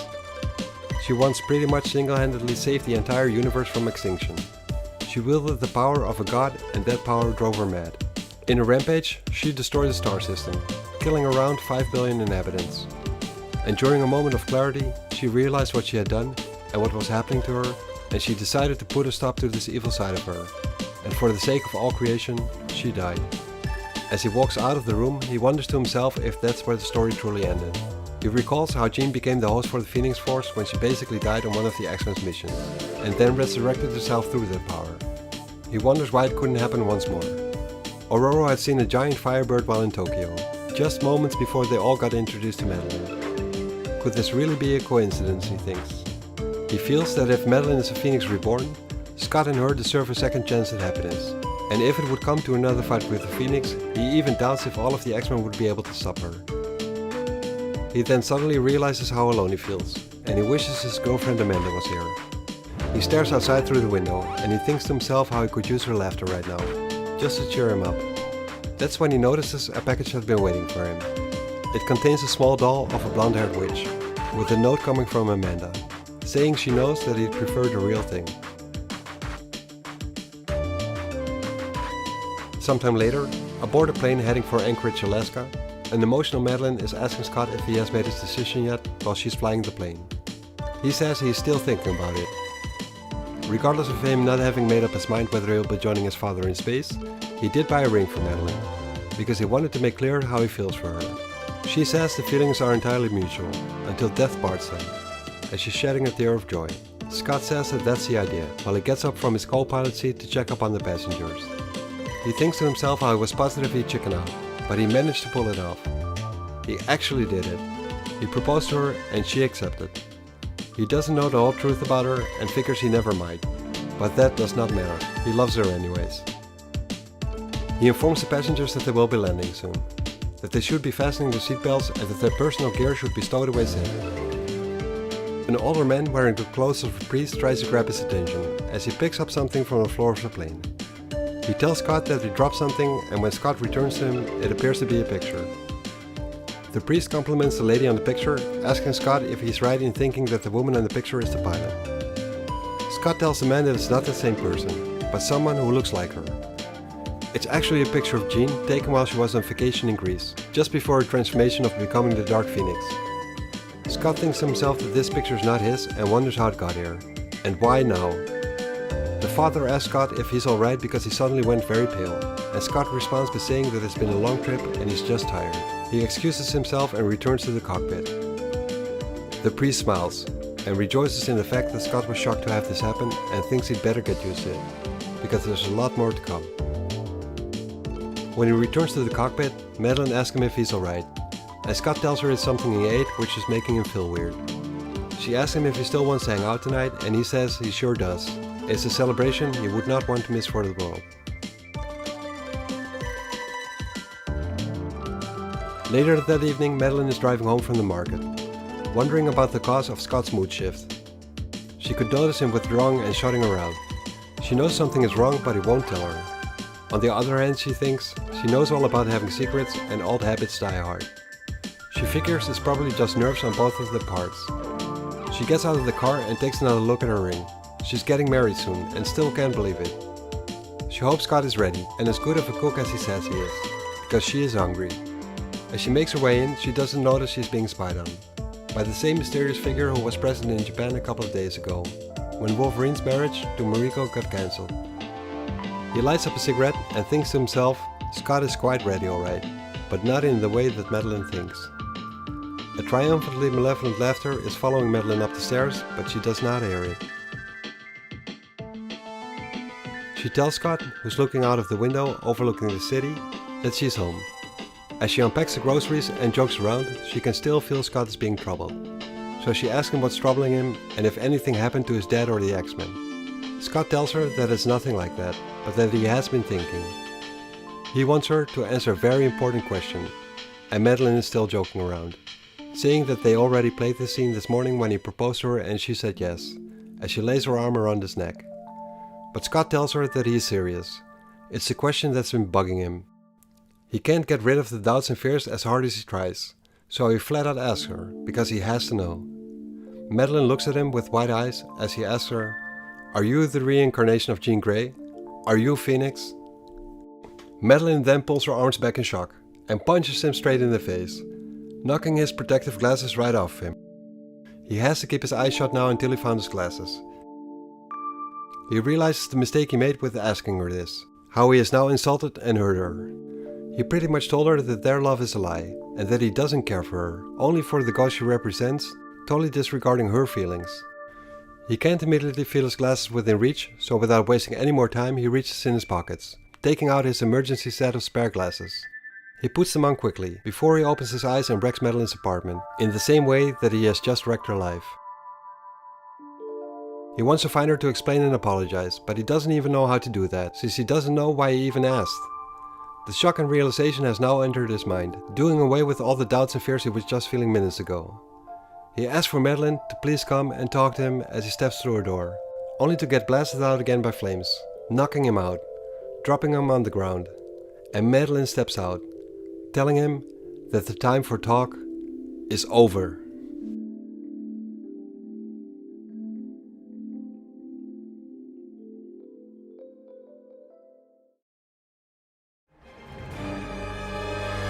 It's the double-sized 20th anniversary issue of the X-Men, number 175.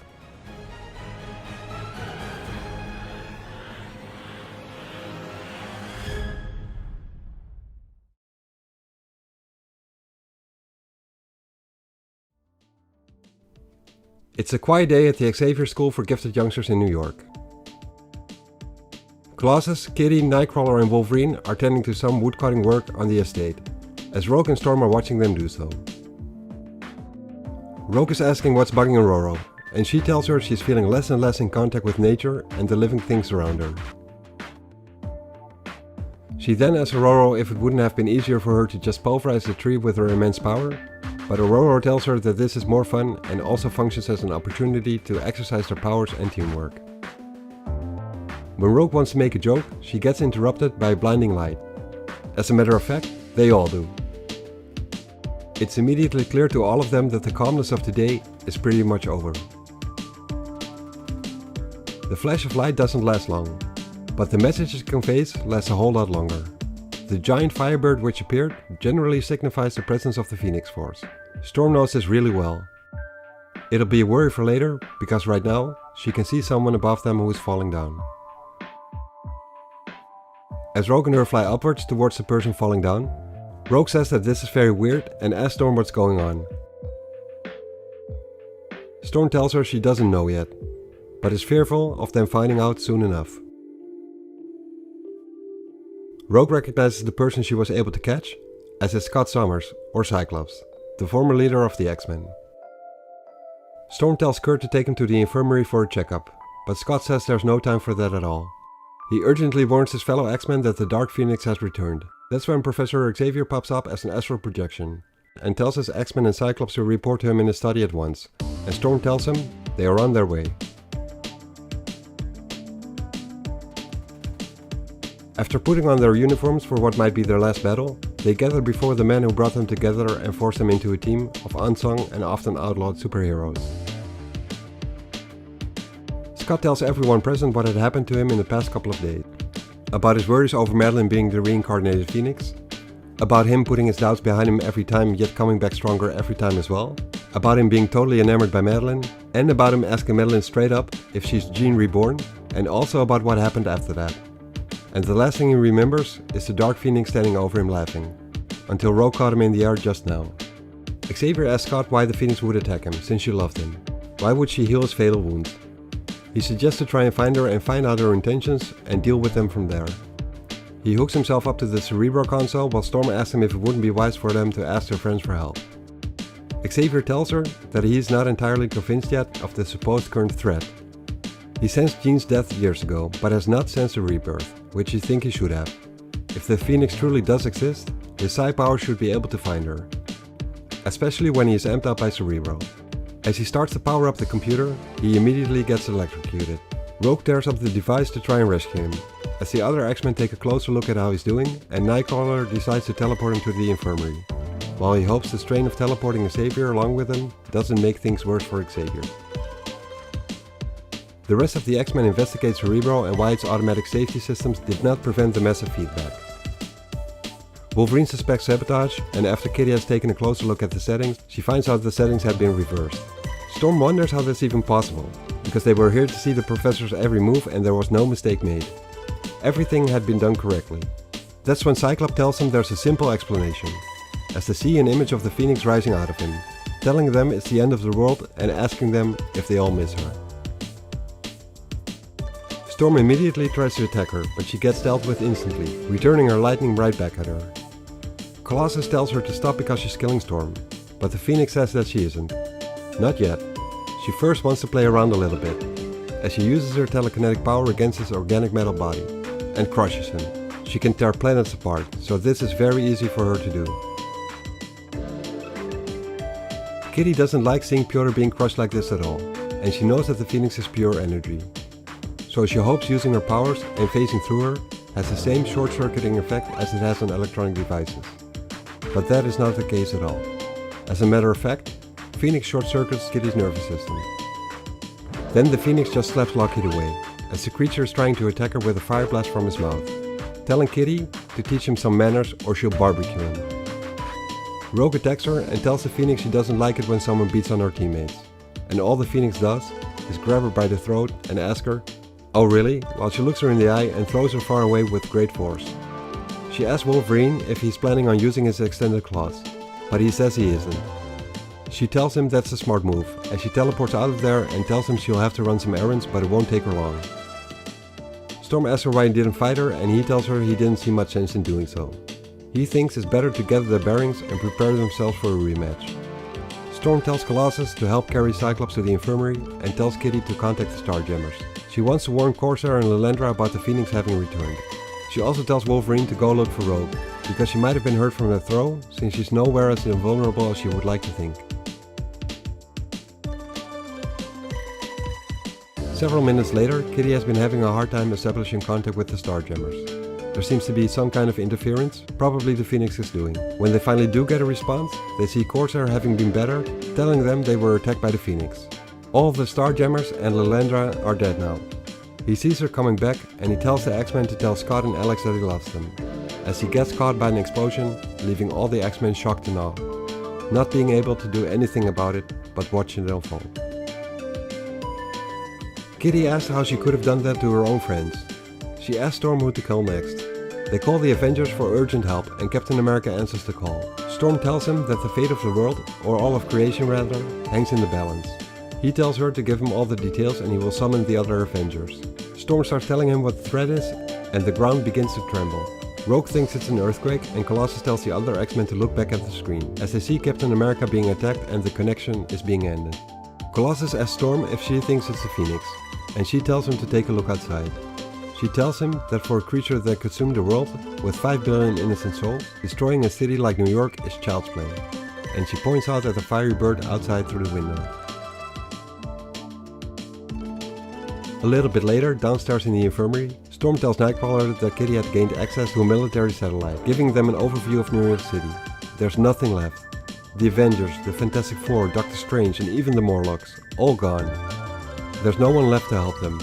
It's just them against the Phoenix. She asks Kurt how Cyclops and the Professor are doing, and he tells her he's managed to stabilize the Professor and that he should recover, if all goes normally from here on. Cyclops, however, seems to be in a worse state. Physically he is fine, but it seems as if the Phoenix has stripped him of the will to live. All they can do for now is pray for the better. On the inside of the psyche, Scott's soul is drifting away from his body. He's hearing Aurora and Kurt talk, and he can see them, but he can't interact with them. He can hear them say that his physical situation is bad, but he doesn't care. The part of him that truly matters, his soul, his essence, is intact and untouched. He sees the sadness in Aurora even though she tries to hide it, and she reminds him of himself. He wants to comfort her but isn't able to. She tells Kurt to come join her and get back to the other X-Men, because she needs him there. As they leave the room, Scott is being pulled in by white light. He knows he's dying. He can sense other souls around him, souls of the people that have gone before him. He's looking for one specific soul, the one soul he shared a psychic rapport with. He knows Jean is here, with him, and he can feel her. He thinks he spots her, but as he gets closer, it's not Jean at all. The spirit tells him to stop right there and to come no further. When he asks why not, she tells him this place is not for him. Not yet. He asks her who she is, and she tells him to look within himself. That's where he will find all the answers, and they will lead him to his heart's desire. As he drifts back down into darkness, he tries to resist. He does not want her to send him back and let him go. He catches the last glimpse of her face and hears her say farewell and realizes who she was. It was his mother. He wakes up, back in his body, realizing he was looking for a person whom he never accepted to be dead, even after all those years. He now knows that he has no choice but to fully accept the tragedy of Jean really being dead. But, he thinks, if that's truly the case, then who are they fighting right now? He thinks back to all that's happened and how it seems that he was never hurt, even though it sure felt like it. He comes to the realization that they must have been tricked in everything they have been experiencing. That there is no Phoenix that has come back at all. Everything else that has happened starts to fall into place. It's all one big trick. Scott figures that they're all being tricked by an enemy who seems to know a whole lot about the X-Men, playing with reality, bending it in such a way that he can make them believe whatever he wants. And it all seems to revolve around the Dark Phoenix. And that's when it hits him. He has to play this out well and catch him by surprise. He has to warn the other X-Men and deal with him properly. He hopes that Madeline is alright. He has no idea what he's done to her. But it doesn't matter. He has to play this by the enemy's rules. Catch him and make him pay. After a couple of minutes, he enters the room where Storm and Colossus are, telling them he has found the answer and that they aren't fighting the Phoenix at all. Colossus responds to him in a weird way though. Storm starts attacking him with her elemental powers as if he is the villain, and he figures by this and by the way that Colossus reacted to him, they must see him in a different way. They too are being tricked at this very moment. He tries to warn them, but Colossus grabs him and slams him onto the floor, resulting in some of Scott's ribs snapping. Colossus isn't pulling his punches, at all, so this forces Scott to blast him full force and right in his face. Something he'd rather not do, but this situation leaves him no choice. Next he fires at Nightcrawler, expecting him to teleport out of the way and hit Wolverine who was standing behind him, while at the same time using Colossus' momentum to push him on top of both Rogue and Storm. He tries to predict Nightcrawler's attack and blasts his I-beam across the entire ceiling, catching him as he materializes. Scott then gets attacked by Lockheed, and decides to run away because he doesn't know the extent of his powers, nor much about his durability. He turns the corner and feels his ribs are starting to act up, as he gets attacked by Kitty who faces through the walls and grabs him, calling him a lady. He maneuvers himself and Kitty in such a way that they fall down and by doing so catches Kitty off guard, which results in them facing right through the floor. Wolverine wonders what Kitty is trying to prove, attacking the Phoenix by herself like this, since they are all being tricked in thinking Cyclops is actually the Phoenix. Storm tells the X-Men to move to the danger room, since that's the next open space below the floor that Kitty faced through. She tells Nightcrawler to teleport ahead and prepare a nice welcome for the Phoenix there, and that against this foe, all their lives are expendable. Cyclops sees Nightcrawler materialize in the control booth, who's trying to reprogram the danger room safety settings. He takes care of Kitty in the meantime and lands on a pre-programmed cushion in the danger room, In the meantime, Nightcrawler gets electrocuted as he tries to control the terminal and the other X-Men enter the room. Cyclops uses his portable control device to run a different environment for the room, and Rogue and Storm immediately have to save Colossus and Wolverine, who are falling down. Rogue's confused at what just happened and Storm explains. Wolverine says this ain't Jean's style, because she could just as easily create illusions like this with her own telepathy. Storm thinks this is a ruse and tells Wolverine to go find her trail. Cyclops is hiding in the environment and is in full control of the room settings. Not only will this throw the X-Men off guard, but also their enemy. He realizes that Storm's made her mind up. She is convinced that they are facing the Phoenix. She has an attack first, ask questions later attitude. It's up to Cyclops to convince them of the truth, preferably before they blow his head off. Speaking of their enemy, he is currently watching all this unfold and is amazed at Cyclops' ingenuity, but he's still convinced that he'll have the upper hand. He introduces himself to Madeline, who is currently wearing the uniform of the Dark Phoenix. She's confused where she is and wonders if she's crazy or dead, and if she has arrived in hell or no. He tells her his name is Jason Wingard, also known as Mastermind. He tells her he's a villain, and with her help he will soon destroy his oldest and most hated foes, the X-Men. He then changes the surroundings with his illusion creating powers, and Madeline asks what's happening. He explains to her that reality is what he chooses to make it, with everyone in it being merely pawns for his amusement. She asks him what this is all about, and he tells her he's in it for revenge.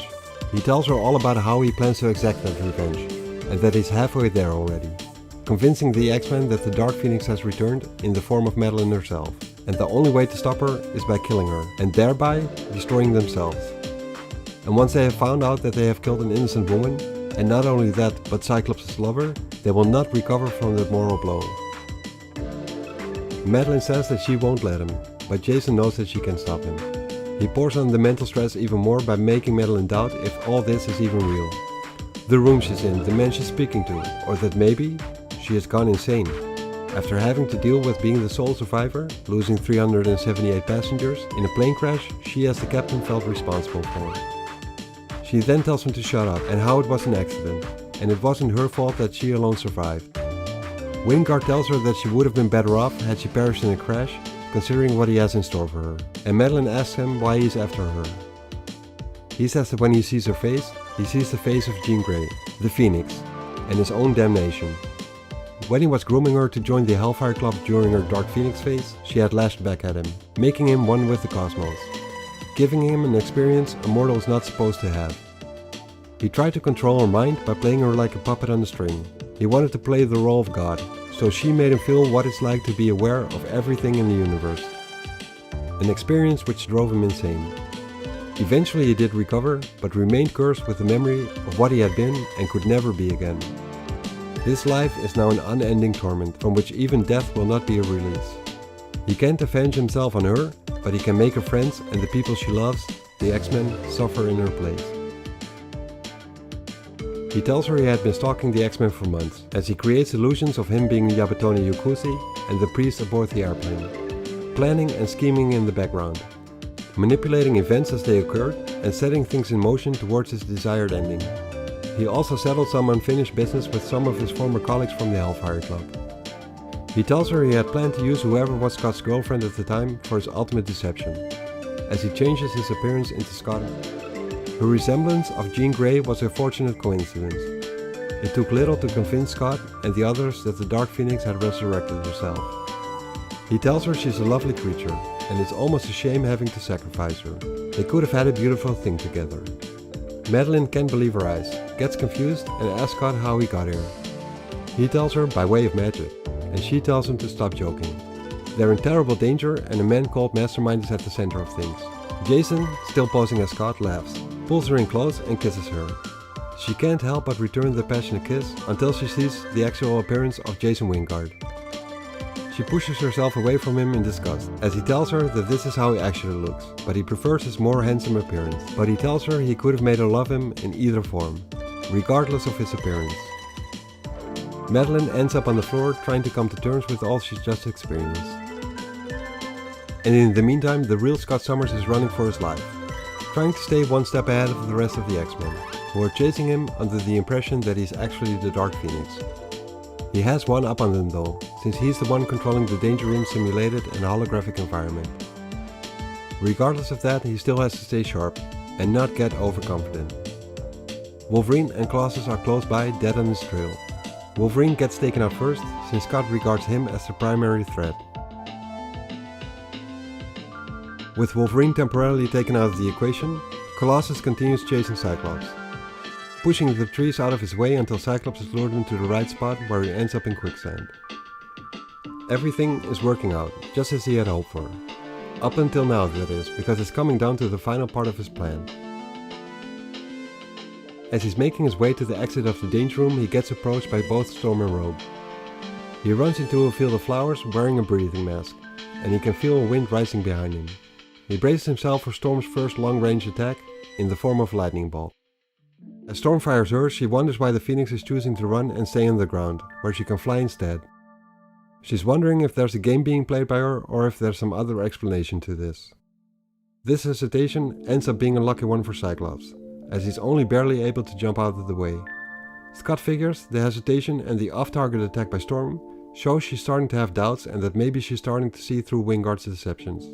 He fires his own attack at Storm and knocks her out cold, so she falls from the sky. Rogue rescues her and thinks it's a pity Aurora is not awake to see her do this.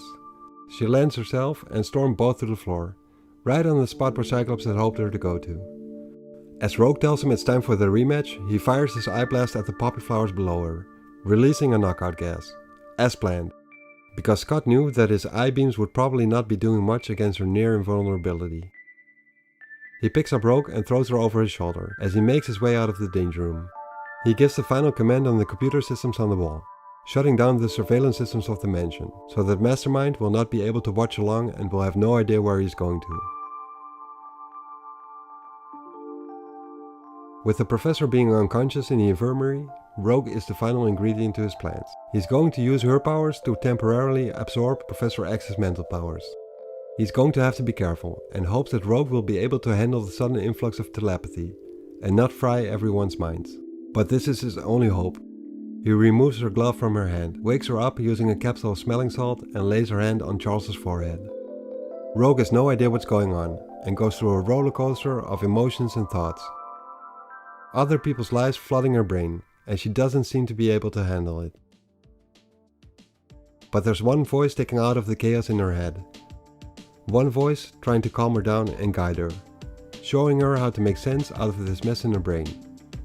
Scott is using everything Professor Xavier has taught him over the years, and is using all the experiences from him having shared the psychic report with Jean. It's taking its toll on the both of them. The X-Men have caught up to them and have entered the infirmary as well. Wolverine tells Scott, who he still thinks is the Dark Phoenix, to let go of Rogue. Scott is trying to convince them that their minds are being played tricks on. If he was truly the Dark Phoenix, he wouldn't even have bothered running from them or talking to them. He tells them that he's given Rogue the mental powers of Xavier, and that he will open his mind to her, and she can show them what's been happening all along. Rogue is very hesitant, fearful of making a mistake as she doesn't know what she's doing. She's afraid that she will not be able to show them the truth and make them believe what's really happening. He tells her to relax and to follow his lead. She's able to expand the mind link from her and Cyclops to the others, making them see that they're not really facing the Phoenix at all. Wolverine asks how they know this isn't a trick being pulled either, and he gets his answer, but not from Rogue, nor from Cyclops. The Phoenix appears right behind them, but Cyclops tells Mastermind that his tricks won't hurt them anymore. The game is over. He can only hurt them if they let him, but they won't allow him to. Not anymore. Scott does get hurt though, as Phoenix attacks once more. But Wolverine notices a gunshot, muffled by a silencer, so he's the only one that notices. Rogue reaches out to him telepathically and tells him that she doesn't register the Phoenix at all. And Wolverine has been noticing strange dead zones. He noticed it before when Xavier got electrocuted but couldn't put his finger on it. It all makes sense now though. He tells Storm that Mastermind is in the room with them, and Storm makes sure that he stays here. She then creates a vicious tempest that no one seems to be able to withstand. Colossus tells Kitty to leave the room, and even though she's reluctant to do so, she does. As she makes her way out, she wonders how this is helping their situation. Storm might be damaging the infirmary with this, and even though it might defeat Mastermind, They will probably need the infirmary to help out the injured team members after this ordeal is done. She wonders if Storm is now also under Mastermind's control. Storm herself is about to end the attack, as she feels this should be sufficient enough to have flushed out Wingard. She's not sure if she should be happy or sad being able to use her powers in such a furious manner. Doing things like this used to drain her all the way, but it seems to have become easier for her lately. Regardless though, she has been successful. Jason Wingard has been beaten, flushed out and drowned lying on the floor, not having expected Storm to be pulling off something like this. Wolverine is about to cut his head clean off with his claws, but Storm stops him. He thinks he deserves no less with what he has in store for him, but she says they are not executioners. Logan says she almost did execute him moments ago, but she says that it was in the heat of the battle. He's helpless now and it would be straight up murder if they killed him now, making them no better than he is. She says to find some sedative drugs to keep him under, until the professor finds a better way to permanently restrain him. Rogue notices her newly acquired psi powers are fading out, but can still sense some thoughts, specifically Storm's. She finds out that she was not only ready to stop Mastermind by killing him, but she would have sacrificed all of them if necessary as well. Kitty returns carrying an emergency medical kit, and Colossus tells her to go to Cyclops first since he just got shot. But Scott tells him he'll be fine, and asks if everyone else is doing alright. He looks around for Madeline and finds her on the floor, lying face first in a pool of water, totally limp and not breathing. Fearful of losing yet again another love of his life, he tries to resuscitate her, trying his best to get her to come back to life, to return to him, just like he had done earlier for her. Eventually, he's successful in doing so.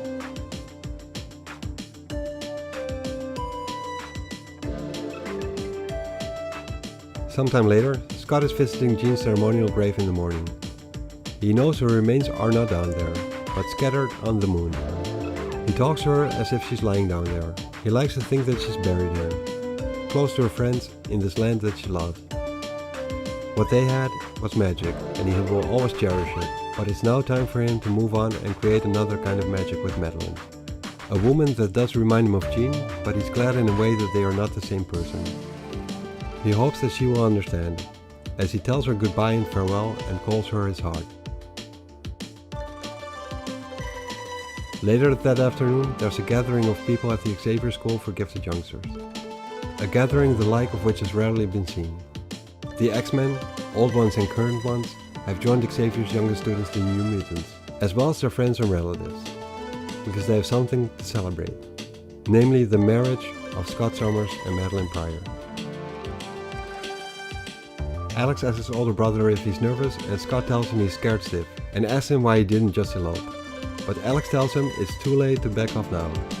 The ceremony starts as he's being watched by Scott's grandparents and his father, who are all very happy, even though Corsair wishes his deceased wife could have witnessed his joyous day. From a distance, the ceremony is being watched by the Starjammers as well, Corsair's band of space pirates who are about to embark on new adventures soon. Mamselle helps about just knows Christopher is thinking about his wife, and Raza tells her that fond memories of her does not mean Corsair loves her any less. Joel is curious if Scott is still planning on joining them when they leave the Earth. Wolverine tells Kitty he hopes she will have better luck this time around with being the maid of honor again. But all she can think about is how bad she feels for how Mariko treated Logan at their wedding ceremony just a couple of weeks ago. The two brothers joke around a bit as the music starts to play, heralding the bride to walk in. The ceremony proceeds, and Scott and Madeline both pledge their wedding vows, as they're being watched by all their friends and family present. All kinds of emotions are running high, and finally, the groom kisses his bride.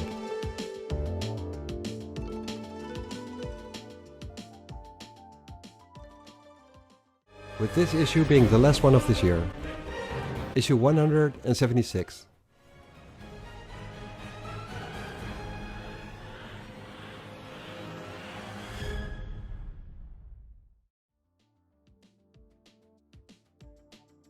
A kiss on the lips. That's how Scott Summers surprisingly greets his new wife in the morning of their honeymoon. And it doesn't stop there. Madeline switches on the autopilot of the flying boat they are in until a little while later.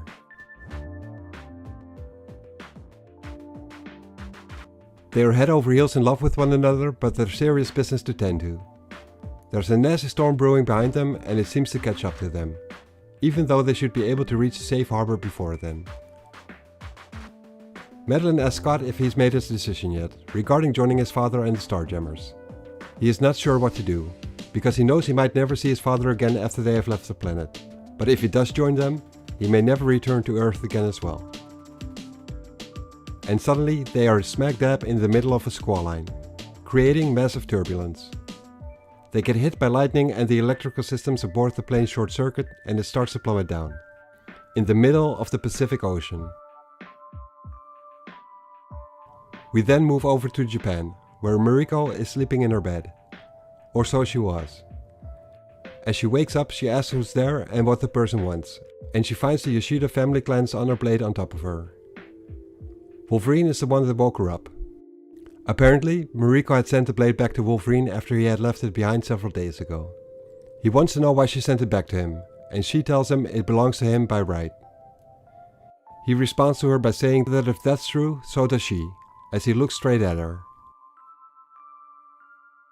With tears running from her eyes, she tells him she loves him, and that nothing would make her happier than to become his wife. But it cannot be, she says. Wolverine calls bullshit. He now knows that Mastermind was the one behind her decision to call off the wedding. But since Xavier reversed the psychic damage Wingard caused, everything should be back to normal. But she tells him nothing is like the way it was before. She tells him that after everything that had happened when he killed her father, risking losing her in the process, his ties to the criminal organizations transfer to her, and while under the influence of Mastermind's trickery, she has bound herself to the Japanese underworld as well. Ties which must now be broken. Wolverine tells her to leave that to him, but she tells him no, she has to do it herself, she is honor bound. If he loves and respects her, he will allow her that much. He then asks her what will happen if she fails in doing so, and she tells him that in that case, the man whom she entrusted her heart to will do what must be done.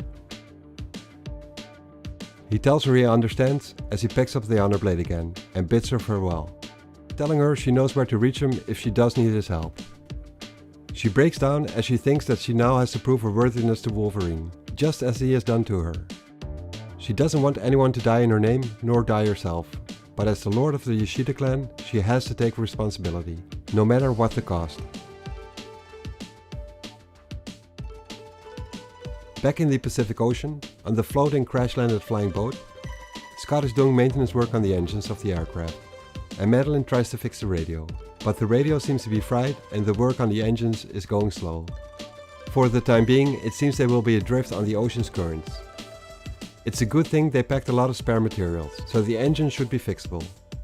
But Scott points out that there's still a storm coming their way. Madeline asks if Scott wants a kiss as an incentive to get out of there, but as he reaches towards her, he slips off the wing of the aircraft. She's scared for him dropping into the water, but he tells her it will be alright since he can swim. But Madeline makes him aware of the fact that there are sharks in the water as well.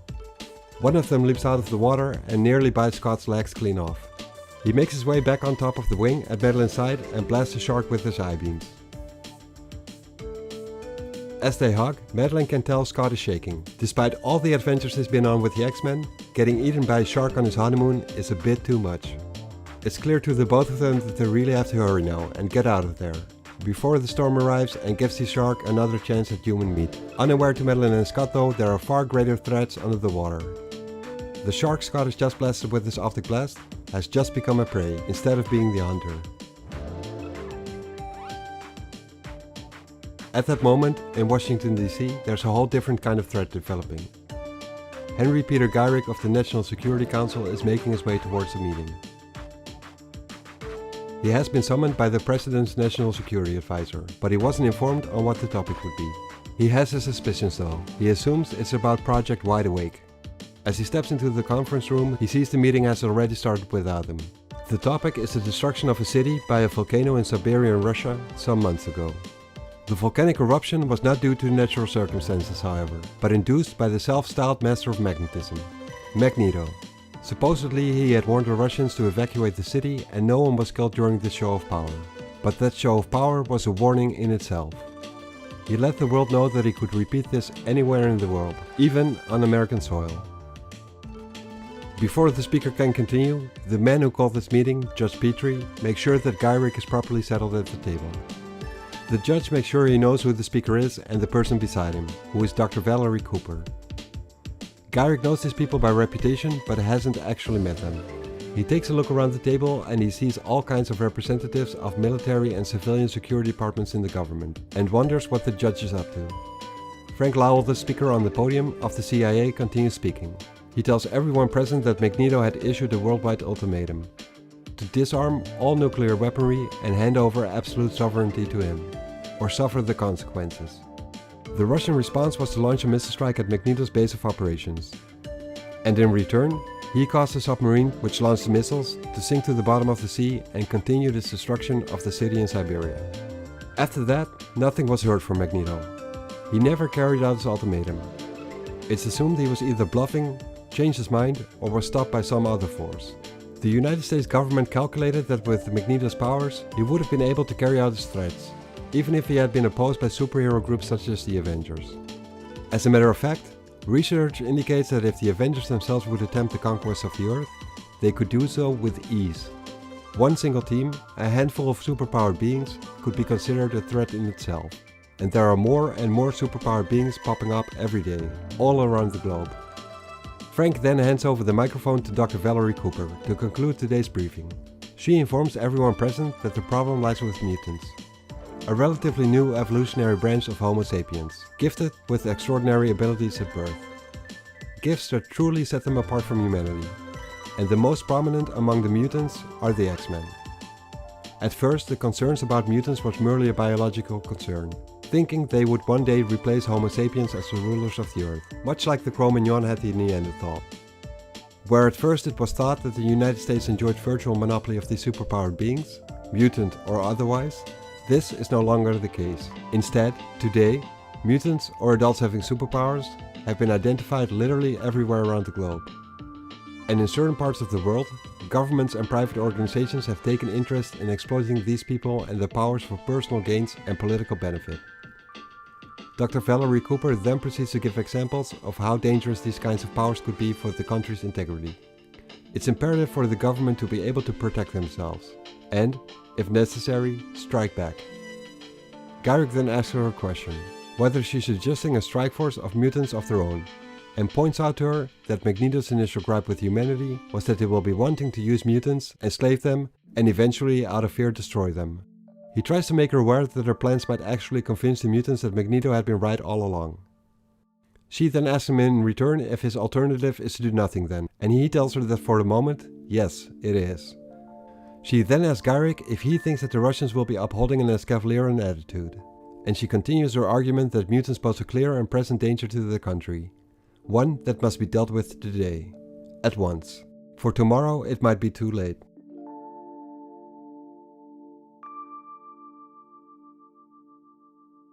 In the Pacific, in the middle of a rainstorm, Scott is done with the repair work on the engine of the plane, and tells Madeline to give it a try. It starts to run, but pretty much immediately a fire starts inside, and he tells her to turn it off again. Scott realizes he made a mistake somewhere, but he can't figure out what it is.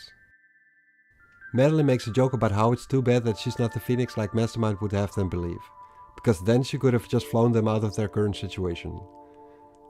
But the joke doesn't fall right with Scott at all. He tells her that if she had only the slightest idea of what the Phoenix was, she wouldn't be joking about it. Madeline tells him that she, as the sole survivor of a plane crash, knows a thing or two about death, resurrection, nightmares and miracles. As a matter of fact, it's a miracle how they found one another.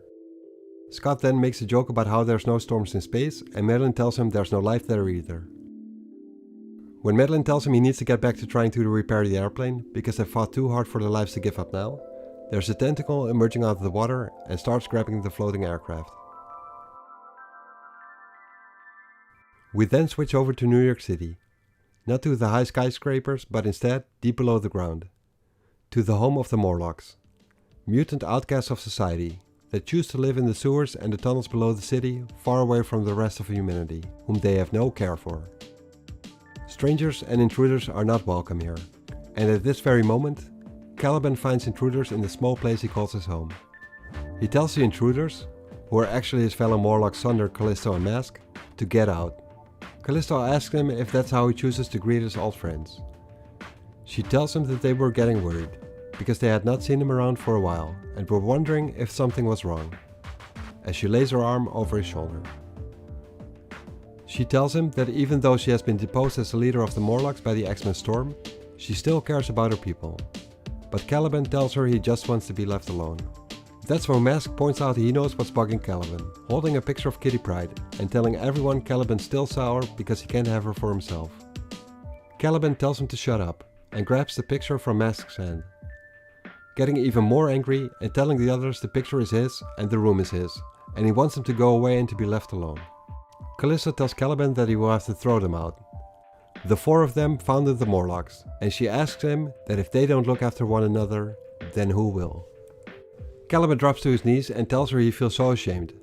He tells Callisto that Kitty had promised him to stay with Caliban forever if he would help her in liberating the X-Men, as he clings on to the picture of Kitty.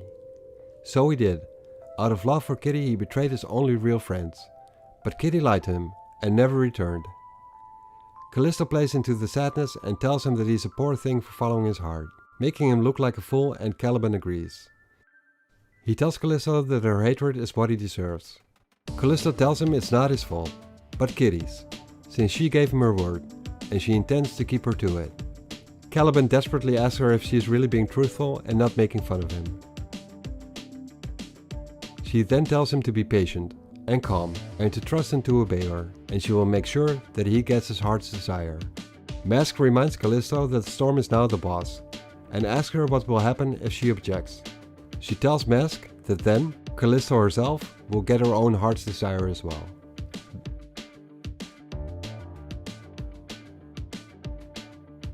Back in the Pacific, Scott and Madeline give the plane another try. Scott starts up the engines and Madeline hauls in the anchor, which was keeping the plane in its place the whole time. But as she tries to pull it in, she notices that it seems to be stuck on something. She gets grabbed by several tentacles, screams out and gets pulled under the water. Scott hears her but can't make out what happened. He's not sure if she fell or got yanked overboard due to the heavy rainfall. He jumps into the water, trying to rescue Madeline. As he approaches her, he can see she's struggling with the tentacles, and she screams out for him. He fires his optic blast trying to free her from its grip, but at the same time he's getting grabbed himself. He gets pulled deeper underwater and nearly loses his glasses. He can't lose them or he won't be able to see what's going on down there, without blasting everything inside, including Madeline. He sees a squid of an immense size, something out of the movies. He knows he can be gentle with this thing and starts blasting away. The creature releases both of them and Scott makes his way to Madeline, hoping the squid will leave them be, but that's not what happens at all. He gets attacked again from behind and one of the tentacles grabs him by the head, making him lose the glasses this time around. One of the tentacles wraps around his face, making itself a target at point blank range. Scott opens his eyes, blasts the tentacles and makes his way up to the surface. He calls out for Madeline and she tells him she's right behind him. He's telling her to keep yelling so he knows where to swim to, because he lost his glasses and has to keep his eyes shut. She asks him if he killed the creature, but Scott doubts that he has. Probably only made it angry. Madeline tells him to keep swimming straight ahead and that the plane isn't very far. But the squid grabs him by the ankle again. His lungs aren't totally filled with air, so he knows he has to make quick work of things. He can feel the pull on his leg going straight downwards and figures that's where the creature must be. He doesn't have to worry about Madeline being in the line of fire anymore and lashes out full power at the squid. He wonders how it will handle getting zapped at maximum power. He knows he took care of it, but he has no idea if he can make it to the surface in time. His lungs are starting to hurt and he barely has any oxygen left in his lungs. He makes it to the surface, but he has no idea where he is and where he has to go to. Can't open his eyes because he might destroy the airplane. That's when he gets grabbed again. But this time, not by the squid, but by Madeline, who's telling him to stop struggling already. She guides him back to the plane and once he's inside, she'll take care of the anchor so they can leave. Scott barely makes it inside, even with Madeline's help. He swallowed too much ocean water and feels sick. All he can think about is lying down and die. And he realizes that if he doesn't get his act together, he will. He needs to find his flight bag, since that contains his costume and his visor, allowing him control over his optic blast again. And even if Madeline runs into any trouble now, he will at least be able to help her properly. Scott can feel the anchor has been pulled back on board since the plane is starting to move all over the place due to the waves, and Madeline makes her way back inside. They try to start the engines again, but the same thing happens. They won't start up all the way. Madeline says that's no wonder because the engines must be soaking wet by now. They have to keep trying until it works. He asks for a kiss for good luck, and Madeline tells him pilots never depend on good luck. This is a kiss for love, and they are two of the best. But they get lucky after all, because the engines do start after another try, and they are airborne. Once they reach an altitude above the clouds, Madeline has some bad news. They have no instrumentation, no radio, and a very long way to reach a very small island in the middle of a really huge ocean. Scott tells her they will make it alright. Madeline can clearly notice a shift in Scott's mood, and he tells her that the realization of still being alive has an effect sometimes. And also, he has made his mind up about joining his father and the Starjammers. He tells her that they are going to fight a war up there in space and that he's seen enough war. And death. He then tells her that the life his father has led has made him hard and sometimes even cruel. He does not want to be or become that way. He wants to be selfish for a while. He wants a life, a family, all the things he never had before becoming part of the X-Men. He tells her he wants her and wants to be happy, and he asks her if that's wrong. She tells him that sounds great to her, and that his father will probably think the same way. He then says that it's a pity that the autopilot isn't working, but she tells him that she's too exhausted anyways. Regardless of that, she does love him, as he does her. And so begins the next chapter in Scott Summers and Madeline Summers Pryor's lives.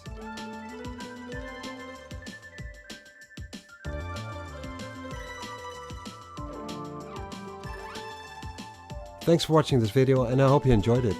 If you did, please consider liking this video and subscribing to the channel if you haven't done so already, because that really helps me out in growing the channel and being able to produce more videos like this one. See you next episode.